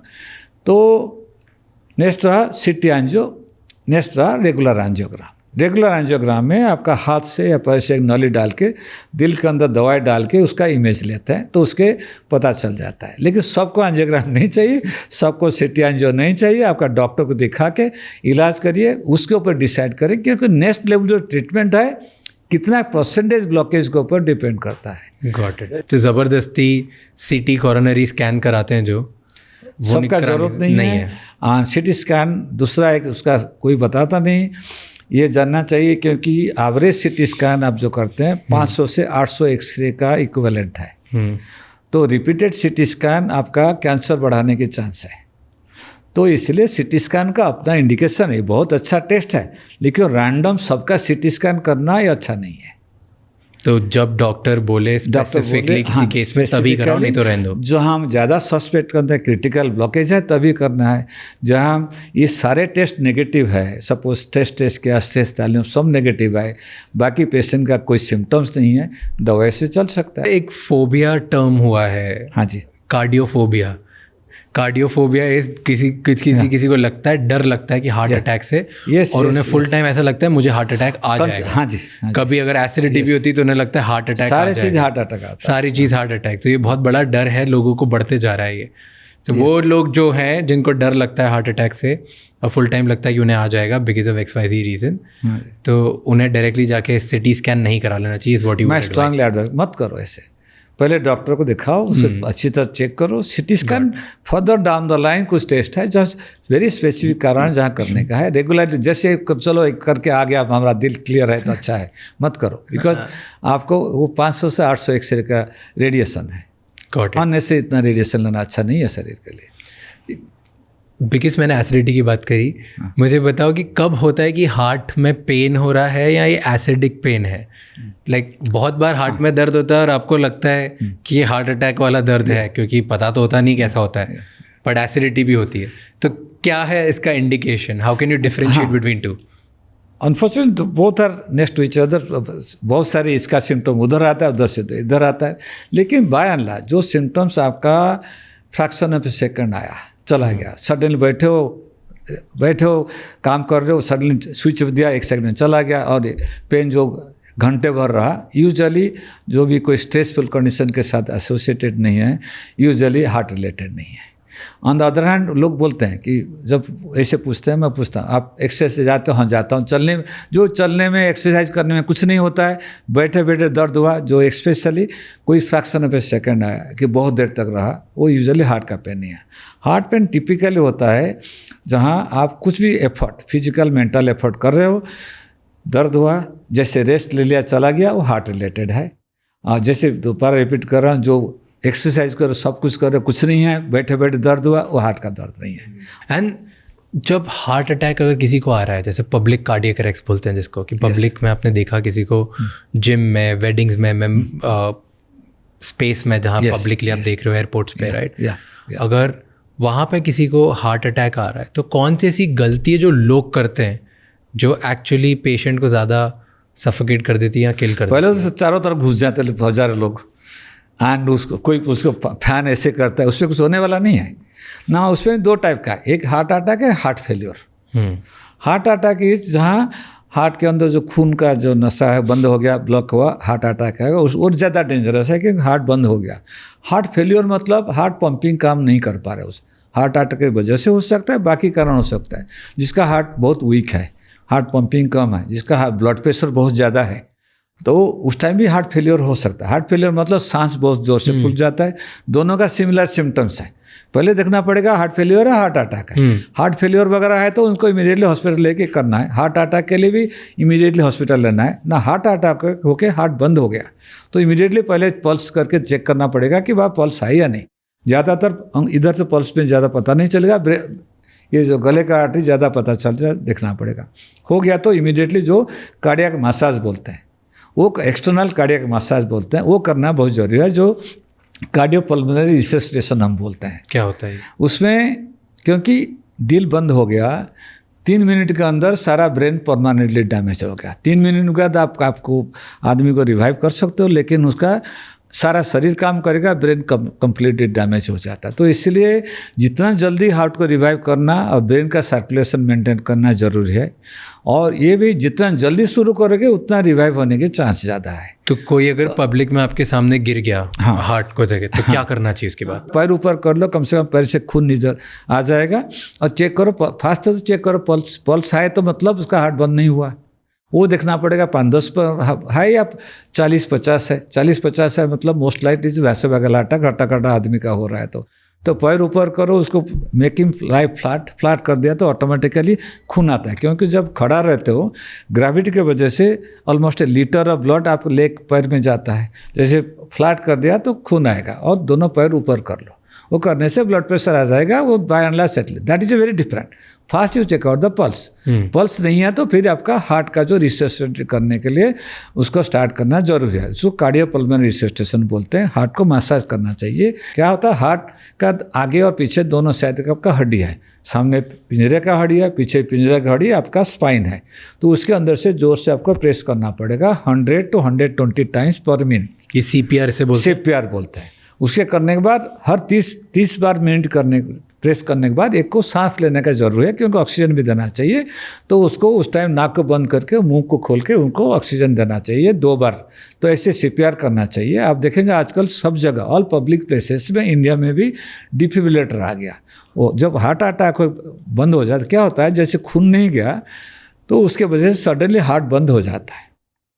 तो शॉक देके उसको इलेक्ट्रिकल शॉक दे रिवाइव कर दिया तो हार्ट का पंपिंग करने की चांस बहुत ज़्यादा है। तो इमीडिएटली नज़दीकी में कहा डिफिब्रिलेटर है, स्पेशल पब्लिक प्लेसेस आजकल सब जगह है, तो इमीडिएटली आप डिफिब्रिलेट करना चाहिए। जब तक नहीं आए इमीडिएटली कार्डियक मसाज करके एम्बुलेंस बुलाइए। एटलीस्ट इंपॉर्टेंट जो डॉक्टर आ जाएंगे, they will have defibrillator, they immediately they will have breathing machine करने के लिए पाइप अंदर डाल के ब्रीदिंग करेंगे, मसाज करके हॉस्पिटल तक लेके करना है। बहुत सारे पेशेंट हैं जो उसको आप सेव कर सकते हैं। इसीलिए सबको मैं एडवाइस करूँगा, स्पेशली यंगस्टर एवरीबॉडी की, learn CPR is very very easy technique, very easily you can learn, you should do it. Okay, let's talk about relationships and heart attack.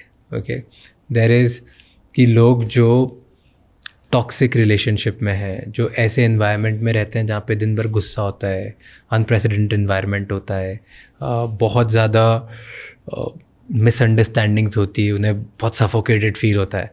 So because आप दिन भर एंगर, स्ट्रेस, डिप्रेशन में रहते हो, उसकी वजह से आपकी बॉडी में इन्फ्लेमेशन होता है, और इन्फ्लेमेशन की वजह से these things can actually 100% cause heart diseases. 100%। ऐसे केसेस आते हैं आपके पास कि मे बी एक पार्टनर ज़्यादा टॉक्सिक है, उसकी वजह से दूसरे पार्टनर को बहुत hypertension हो गया, hypertension की These are related to that, absolutely. There is no question about it. A lot of tension, stress, all related. Diabetes, hypertension, both are related to that. Have you seen कि लोग आते हैं बहुत ज़्यादा dominated families से, and then they come to you and maybe they open up कि यार इसकी वजह से मेरा tension है. हाँ, they are related to that. But again, it's multiple factors that lead to that. Only one toxic relationship alone doesn't cause the heart attack, but is associated with other risk factors. But it kills your will to but it does nice contribute. Things. It does. There's no question it contributes. My advice is again communicate, do counseling, try to sort out your issues. Life is more important, so don't If not possible, then the other ways to do. And come out of the relationship. And anger का फर्क पड़ता है heart attack पे? Oh yes. See, anger, temporary anger for a very short period is not an issue, but continuous anger is bad. हम लोग ना relationships के बारे में बात कर रहे थे। एक बहुत ज़्यादा ये साइकोलॉजिस्ट ने भी बताया है, बहुत ज़्यादा इसके ऊपर स्टडीज़ भी की गई है मल्टीपल टाइम्स, कि यूजुअली जब लॉस होता है एक पार्टनर का, when you are actually in love, और आपकी अगर वाइफ या हस्बैंड उनकी डेथ हो जाती है, तो आपके चांसेस बहुत ज़्यादा बढ़ जाते हैं सेम ईयर में हार्ट अटैक होने के, हार्ट फेलियर होने के, या चांसेस होने के because of loss. Absolutely. In fact main में ऐसा होता है कि अगर वो बहुत ज़्यादा अपनी वाइफ को प्यार करते हैं एंड उनकी वाइफ की डेथ हो जाती है, तो उनके 70% चांसेस ज़्यादा बढ़ जाते हैं within the same men, there is a reason, because men all their life keep working hard, they don't build up a relationship that much as women build up more support relationship with children, with family members. So when there is a separation, suddenly one partner is lost. Study has shown, you are absolutely right, men has a much higher chance of dying quickly than women. Women, because there is a support system for them. They have built up that support system, emotional support system. They survive longer. Man ने नहीं बनाया होता अपने आसपास। No, क्या करना it all depends. You need to develop that support system. You need to develop. You need to interact with the children, you to interact with the family members. If you see people, men who have, but either way, any relationship, if they are deeply in love with each other, a loss of one partner definitely has a serious impact on them. And there is something called broken heart syndrome also. I thought I'll say that. Both ways. If you suppose sudden loss of a spouse you really love, or even a regular love affair, you break down and affair breaks down, one is really, really depressed and take too much shock. It's called broken heart syndrome. It's a temporary condition. Heart becomes completely weak. To the extent it can kill the person also. Heart age क्या होती है? Heart age body age से different होती है? Yes. What is that? Tell me the concept of... The concept comes from physiological age versus chronological age. मतलब?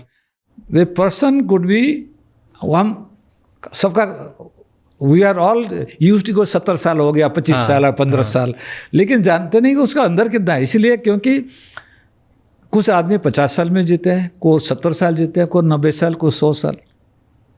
जो 100 साल जीने वाला आदमी और जो 60 साल का जीने वाला आदमी 60 साल का उम्र में दोनों का आप कंपेयर करेंगे, एक 60 साल जी रहा है, एक 100 साल जी रहा है, उसका बॉडी देखेंगे वो 20-30 साल का बॉडी की तरह होगा। इसका बॉडी देखें, इसलिए फिजियोलॉजिकल एज, क्रोनोलॉजिकल एज सब बोलते हैं। क्रोनोलॉजिकल तो जब से पैदा हुआ आपका शुरू हो गया एज, फिजियोलॉजिकल मतलब आपका शरीर कैसा है। बट हार्ट एज पता कैसे चलती है? There is a calculation, your chronological age, then there is a way of calculating. Every hospital, every society has that, but there is marginal difference. Basically, heart age आपका risk factor को calculate करता है। हाँ, तो कैसे आपका calculate कर diabetes सकते हैं? कितना है, आपका ब्लड प्रेशर कितना है, आपका शुगर कितना है, आपका सो रहे हो, कितना घंटा सोते हो, स्ट्रेस लेते हो नहीं, चाहिए तो हमारा हॉस्पिटल का heart age calculator also can calculate. It's based on various source. Basically तो online is available. You can go to all these societies. Asian Heart, this heart is calculator. You can do it. Okay. It's based on studying. जो millions of patients study करने के बाद उसका data लेके calculate करके किया हुआ है। Almost all heart is calculator similar principle, minor एक दो इधर फर्क होगा। ठीक है। मेनली आपका एज का कैलकुलेट करते हैं, डायबिटीज, ब्लड प्रेशर, आपका ये smoking habits, sleeping habits, food habits, ये सब कैलकुलेट करके आपका बोलता है। स्ट्रेस लेते हो उसके लिए सब रहता है, कितना घंटा सोते हो उसका सब रहता है। Then gives an idea. तो हम यहाँ पॉडकास्ट के नीचे लिंक में डाल देंगे एशियन हार्ट, आपके जो एशियन हार्ट इंस्टीट्यूट है उसका कैलकुलेटर। यस, तो लोग अभी क्लिक करके देख सकते हैं उनकी हार्ट एज कितना है। बट एक मैं सलाह दूंगा कि बाबा डरने की बात नहीं है। सपोज आपका बहुत ज़्यादा निकला, सारे चीज़ आप रिवर्स कर सकते हो। जो मैं पॉडकास्ट बता सारे चीज़ करेंगे तो एज आपका रिवर्स हो सकता है। क्लासिक एग्जाम्पल है जो 2-3 पेशेंट का पता है। आई हैव गॉट मेनी पेशेंट्स। कल एक पेशेंट देखा, वो 12 साल पहले आया था, बोला कि तो उसको इमीडिएटली ऑपरेशन चाहिए। ऐसे नो, तो लाइफस्टाइल चेंज करे को चलेगा। अभी 12 साल के बाद आया था, इसे अभी तक चल रहा है, अच्छा है। Nice. So it is all same thing, same principles of heart age. उसने सारा रिवर्स करना शुरू कर दिया। You know, here's a question, क्योंकि मेरे कुछ ऐसे दोस्त हैं, स्पेसिफिकली मैं लोगों को जानता हूँ जो सिगरेट पीते हैं एंड अल्कोहल पीते हैं, राइट? और वो रेगुलरली फ्रीक्वेंटली करते हैं, या तो हफ्ते में 2 बार 3 बार they do this, almost daily cigarette पियेंगे, एंड अल्कोहल हफ्ते में 1 बार या 2 बार they take it, okay, weekend party करने के लिए। पर बाकी की जो लाइफस्टाइल है ना, वो बहुत अच्छी जीते हैं। वो खाएंगे हेल्दी, वो वर्कआउट रेगुलर करेंगे, वो सोएंगे अच्छा। तो वो बोलते हैं कि यार हम ओवरऑल मैनेज कर लेते हैं। उतना डैमेज करेगा उसका जो परसेंटेज, ठीक है। जो नहीं कर रहा है उसका, चाहे तो सपोज 70 साल का, उनको 50 साल होगा, इनको 60 साल में होने वाला है। और over life span suppose would have, otherwise suppose smoking नहीं करते, बाकी ये अच्छा कर रहा है, would have lived 90-100 years, he might live 8 years, might live 10 years earlier. You might get a smoking, heart might not get, you might get a cancer. Cancer will not prevent exercise. But क्या healthy lifestyle excuse हो सकता है to drink and smoke? Drink occasional no problem, smoke I never advise. And smoking और danger है। Friend को बताया, if are with friends who are smoking, you are as much as smoking. कल passive smoking, जो भी smoking के दोस्त के साथ स्मोकिंग आप साथ में हो, it is as good as smoking. तो it's called passive smoking. Passive smoking उतना ही खराब है, एब्सोल्युटली। और उसके साथ आपका जो vaping etcetera is more dangerous. आजकल तो वेरी कॉमन, जो यंग आता है मेरे पास 30-25 साल, heart attack, first thing 2-3 thing पूछता, पहले पेरेंट्स को भेज देता हूँ। नंबर 1 मेजोरिटी, लार्ज नंबर एकदम IT और professional finance etcetera who are working 24 hours 18 hours all night, very very common. Number 2 smoking, vaping and cholesterol. I've got students 18-19 years old got a heart attack. Hookah is a new style now. These are all dangerous. So you're saying hookah vaping is as dangerous as smoking? Yeah, there's no difference. क्यों ऐसे बोलते हैं? Nicotine नहीं होता उसमें? It causes also vasoconstriction. It causes your blood to become thick. So जो वेप कर रहे हैं, आर्टरी का नैरो करता है और आप ब्लड क्लॉट बन जाता है। It's very common. Yeah. So जो वेप कर रहे हैं बंद कर दें? I'll not advise. No vaping. No. These are very bad habits. It was not. Okay, explain. This is very important, क्योंकि बहुत सारे लोग वेप करते हैं, बोलते हैं हम स्मोक थोड़ी कर रहे हैं। बहुत सारे लोग हुक्का करते हैं, हम थोड़ी कर रहे हैं, राइट? क्या होता है वेप करने से? अगर कोई वेप कर रहा है तो क्या? कंस्ट्रिक्ट, आपका ब्लड जो है वो थिक हो जाता है। सो हार्ट अटैक खाली ब्लॉकेज की वजह से नहीं होता है, heart attack also blood clot बनने से होता है। अब जैसे कोविड के बाद हार्ट अटैक हुआ था लोगों को, कोविड वो एक तो था जिसका ब्लॉक था होता था, जो नॉर्मल बिना ब्लॉक में हार्ट अटैक होता था ना, क्योंकि हार्ट आपका जो शरीर के अंदर जो खून बहने के लिए जो खून है वो ज़्यादा गाढ़ा हो जाता है, तो उधर क्लॉट बन सकता है। सो ब्लॉकेज की वजह से नहीं होगा, दूसरे कारण से होगा। Got it. एक यूपी में राम किट करके बिक रहा है 7 रुपये में, have you heard of this?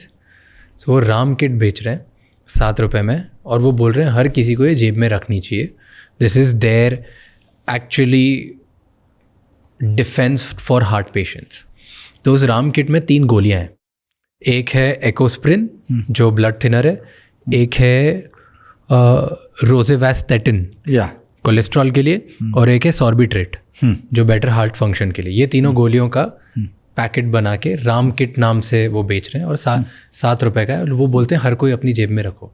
Is it good? तो हाई रिस्क लोगों को रखना अच्छा है। इकोस्प्रिन बहुत स्लो रिलीज होता है, वो उसके सगा जो, क्योंकि जो heart attack majority most of the heart attack में शरीर के अंदर, हार्ट का आर्टरी के अंदर खून का क्लॉट बन जाता है। ये कॉन्सेप्ट तो अच्छा है, लेकिन सबको नहीं, यू हैव टू अंडरस्टैंड।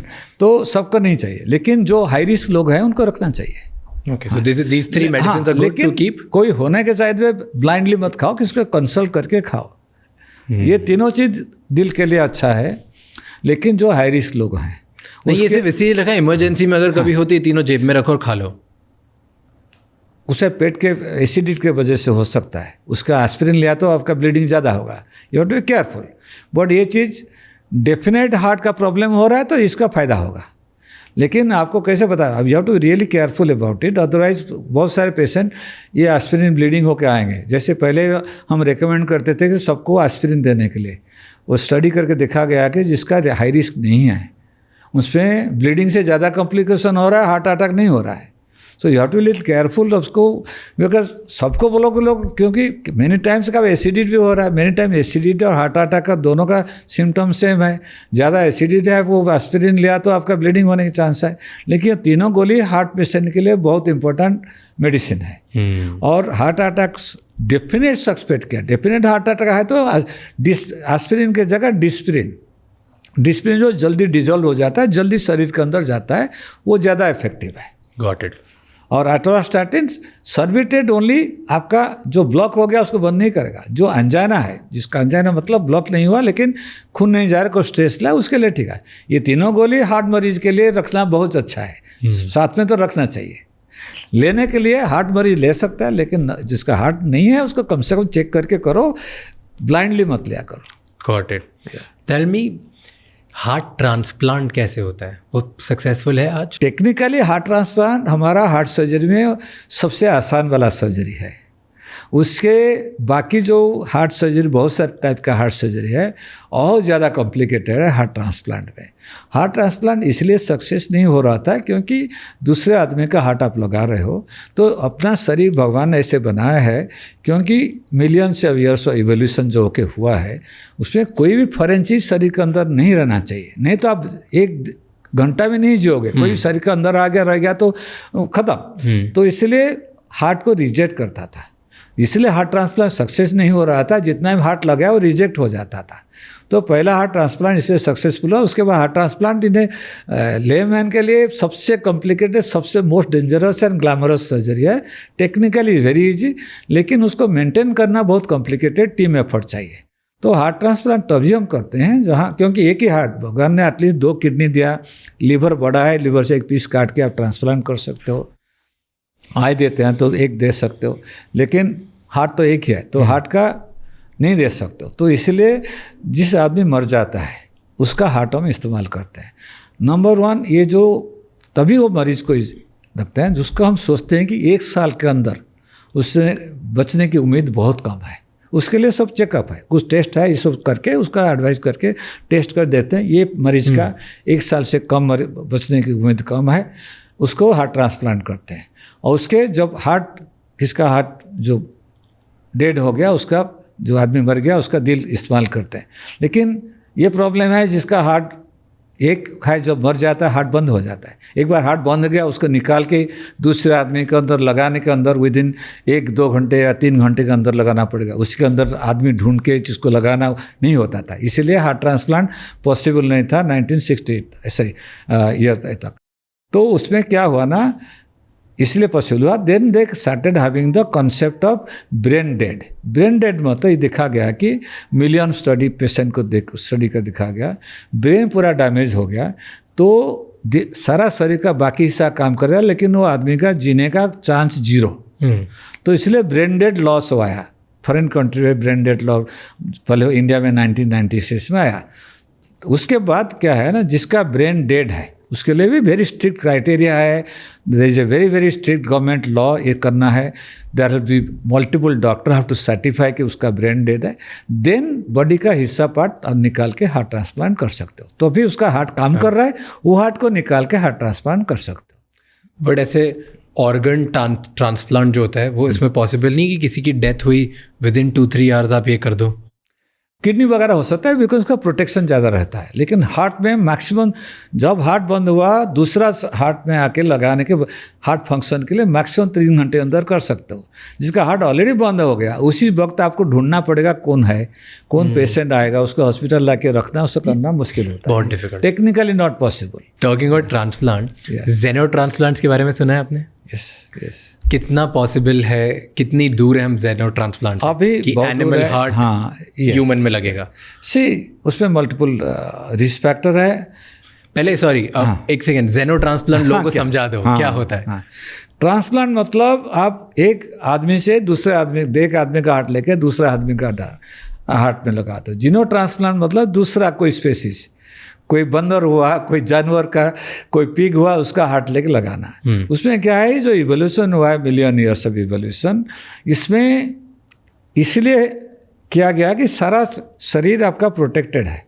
कोई भी फॉरेन चीज़ अंदर आएगा तो आप ज़्यादा देर जी नहीं पाओगे, शरीर उसको रिजेक्ट करता है। अपना सिस्टम है, जैसे अपना देश बनाया, बाहर का दूसरे का आदमी, दूसरे देश का सोल्जर घुस गया तो भगा धक्का देकर निकाल देते हैं। शरीर के अंदर ऐसे ही बना हुआ है, उसको फाइटिंग सोल्जर्स हम बोलते हैं। आप जैसे बोलते हैं without that no human being will survive. आपका जो कोविड हुआ देखा, पहले इनिशियली लोग बहुत मर गए क्योंकि आपका जो शोल्डर है उनका इतना एक्वेंटेंस नहीं था। 2 साल के बाद शोल्डर सीख गया कि ये क्या है, उसको खत्म कर दिया। 2 साल के बाद आप कोविड खत्म हो गया। लेमैनस्ट्रॉम अपना शरीर के अंदर जो शोल्डर है उसने फाइट करके किया। वही शोल्डर का काम है कि कोई दूसरे का जो आदमी का हार्ट नहीं है लगाया तो उसको निकालने का है, सीधी बात। सो जीनो ट्रांसप्लांट वही प्रॉब्लम है, क्योंकि दूसरा जानवर का हार्ट जब शरीर के अंदर लगाते हो, शरीर के अंदर जो डिफेंस मैकेनिज्म है, जो सेल्स है, जो सोल्जर्स है, वो फाइटिंग सोल्जर आपका वो जवान है, शरीर के बचाने के लिए शरीर के अंदर जवान है, वो जाके उसको निकाल देते हैं, ख़त्म, वो खराब चीज़ है उसको निकालो। तो ये सब करा गया। दो एक है जैसे आपका जासूस होकर इंडिया के अंदर घुसते हैं, वो तो इंडियन बन जाते हैं, अपना कपड़ा पहन के आ जाते हैं, तुम सोचते को ये इंडियन है, तो ऐसे होता है। तो इसमें जो जीनो ट्रांसप्लांट दर मॉडिफाइंग जो एनिमल का जीन को मॉडिफाई कर रहे हैं। जैसे पिग का हार्ट में ह्यूमन को जो आदमी का जीन पिग का हार्ट के जीन में लगा के जो हार्ट पिग का हार्ट बनेगा, उसके अंदर आदमी का हार्ट है वो। तो शरीर का जो फाइटिंग सोल्जर्स है सोचेंगे अपना आदमी का हार्ट है, कोई जानवर का हार्ट नहीं, वो that is going on, that will still take time. Another very danger thing, people are very scared कि ये जो जैसे ये आपका हुआ, ये जो कोविड हुआ, वो आदमी का वायरस नहीं था, वो आपका बैट का वायरस था। सो नाउ डेज ये जो आदमी का दूसरा टाइप का कीड़ा है, कुछ है आदमी और जानवर दोनों में होता है, कुछ कीड़ा जो है जो खाली आदमी का होता है, कुछ खाली जानवर को चिड़िया को होता है। वो आदमी का जब आता है उस टाइम सारा पैंडेमिक बन जाता है। वो एक फियर है कि पिग के अंदर ऐसे कुछ वायरस होगा, जब हार्ट कर रहे हो उधर से आ गया, उसके अंदर वो वायरस हो सकता है, वो आदमी के अंदर आएगा तो पैंडेमिक होने की चांस है। ये 2 डेंजर है। पहला तो मोस्ट इम्पोर्टेंट टेक्निकल है, जो उसका जीन जो ह्यूमन जीन के उसको ट्रांसफ़र करके कर रहे हैं, वो टेक्निकल है। बट मेरा ये कहना है, मेरा सोचना है कि फ्यूचर में यही होने वाला है। वो जब होगा बहुत सारे लोगों का फायदा होगा। Then you can made to order, अपना बना सकते हो, क्योंकि पी का ज़्यादा दिन नहीं लगता बनाने के लिए, तो करके कर सकते हो। लेकिन ये 2 रिस्क है, वो बहुत दूर है फ्यूचर में। अभी तो ट्रांसप्लांट किया बट ज़्यादा दिन सक्सेस नहीं होने वाला। हाँ, अभी बहुत टाइम लगेगा। यूनिवर्सिटी ऑफ मैरीलैंड में 2022 में उन्होंने पिग का हार्ट एक ह्यूमन में लगाया। हाँ, और वो 2 महीने तक चला, फिर फेल हो गया। वेरी सिंपल, बॉडी शरीर का जो सोल्जर है उसको निकाल दिया, तो सत्य डैमेज कर दिया। It takes time. कितना आपको लगता है कितना टाइम लगेगा जब हम जानवर का हार्ट ह्यूमंस में लगा पाएंगे? अभी 25 साल से अच्छा 10-15 साल मिनिमम चलेगा। तो एडवांटेज करंट अभी जो टेक्नोलॉजी बढ़ रहा है, AI एक्सेट्रा आ रहा है, सारे चीज़ गेटिंग वेरी फास्ट ट्रैक, तो होने की चांस जल्दी होने की चांस ज़्यादा। Another innovation in this field of heart which I was seeing, उस पर बहुत एक्सपेरिमेंट चल रहे हैं कि स्पिनच लीव्स से ह्यूमन हार्ट टिश्यूज बना रहे हैं अंदर की साइड पे। Have you read about it? Again, these are all, yes, basically the heart, जब हार्ट डैमेज होता है बीच में आपका देखो स्टेम सेल वगैरह बहुत ट्राई किया, लेकिन unfortunately still you do not know कि स्टेम सेल जो होता है शरीर का ओरिजिनल, जो माँ पेट में जब सुर बनता है बच्चा, उसी टाइम से वो सेल है, वो कोई भी बन सकता है। उसमें हड्डी बन सकता है, आपका हार्ट बन सकता है, किडनी, कुछ भी बन सकता है। उसको ट्राई किया, लेकिन अभी तक स्टिल यू डोंट नो कि बाबा कौन सा सेल को कैसे हम स्टिमुलेट करेंगे वो हार्ट बने ना हड्डी ना बने और कुछ नहीं बने। तो अभी टाइम है, वो अभी 20-25 साल ट्राई किया, अभी तक we are still not successful. It is something like that, it is a futuristic technology. तो अल्टीमेटली इन फ्यूचर ऐसे होने वाला है। तो you can made to order your heart, you can made to order your kidney, होगा, but it is a long way. 20-25 साल, हाँ 20-25-50 साल भी हो सकता है। लेकिन ये जो technological innovation, special AI and AI with big data, आपका जो quantum computing, big data, AI, तीनों technology together is going to revolutionise. जो चीज़ 50 साल होने वाला था वो 10 साल 5 साल पे होने वाला है। I am a very firm believer, इसलिए nowadays I give talk regularly की फ्यूचर ऑफ हेल्थ केयर। आप अभी जो हेल्थ केयर देख रहे हो सब बदलने वाला है। 20-30 साल के बाद कंप्लीट हेल्थ केयर बदल जाएगा। वो घर में बैठे हो गए, वो आपको फ़ोन आएगा डॉक्टर का कि आपका 2 दिन के बाद हार्ट अटैक आने वाला है, कि 1 घंटे के 4 घंटे के बाद आपको स्ट्रोक आने वाला है, जल्दी आ जाइए। वो टेक्नोलॉजी आ रहा है, लेकिन वो 30-40 साल दूर है, होने वाला है सब। तो सबसे एडवांस टेक्नोलॉजी आज क्या है हार्ट की बीमारियों को ठीक करने के लिए, हार्ट सर्जरीज करने के लिए? जैसे आज 3 टाइप की हार्ट सर्जरी होती है ना, what is the types of surgeries? कितनी टाइप की सर्जरी हो सकती है? किसी को हार्ट फेलियर हो या हार्ट अटैक? हाँ, ना डिपेंड ऑन हार्ट का बीमारी। सी मेनली हार्ट जो सबसे कॉमन है हार्ट आर्टरी का ब्लॉकेज, जो अंजाइना हार्ट अटैक के बारे में बोलते हैं। दूसरा कॉमन है हार्ट का वाल्व का बीमारी होता है, उसको रिप्लेसमेंट करते हैं, रिपेयर करते हैं, आजकल बिना ऑपरेशन भी कर सकते हैं। तीसरा रहा बच्चे का पैदाइश का डिफेक्ट, बाद डिफेक्ट जो रहता है उसको सर्जरी या बिना सर्जरी में करते हैं। चौथा हुआ तो हार्ट का मसल का डिफेक्ट, हार्ट मसल वीक हो जाता है, वो कार्डियोमायोपैथी बोलते हैं, उसमें ज़्यादातर हार्ट ट्रांसप्लांट बार करना पड़ता है। जो पंचवा वाला जो है उसको इलेक्ट्रिकल डिस्टर्बेंस, जैसे इलेक्ट्रिकल वायर है दिल के अंदर ही, वैसे इलेक्ट्रिकल वायर है। तो हार्ट को काम करने के लिए उसके एक सिग्नल स्टेशन, ऊपर वाला सिग्नल स्टेशन है वो सिग्नल देता है, नीचे एक है वो डिसाइड करता है कितना बार वो सिग्नल नीचे भेजेगा। तो उसका broadly 5 types of heart disease, तो सबका अलग अलग इलाज है। तो आज सबसे एडवांस्ड कहाँ पर है टेक्नोलॉजी? बिकॉज यूजुअली जितनी बार मैंने सुना है, जो कॉमन वर्ड्स लेमैन जैसी बातें कर रहा हूँ, नॉट रिसर्चर्स, कि एक बाईपास होता है और एक वाल की सर्जरी होती है। ये वाल के लिए ऑपरेशन होता है और एक बाईपास ऑपरेशन होता है। 2 चीज़ें यूजुअली लोग करते हैं। ये कॉमन है, इसलिए बहुत ज़्यादा कॉमन है, ज़्यादातर आता है। आज क्या एडवांस टेक्नोलॉजी अवेलेबल है? क्या रोबोट्स कर सकते हैं आपकी सर्जरी? क्योंकि धीरे धीरे ये सब सारे चीज़ नॉन इन्वेज जा रहा है। क्योंकि ये है कि बाबा कोई भी आदमी को तकलीफ हो, जितना जल्दी उसका रिलीफ दो बेटर है।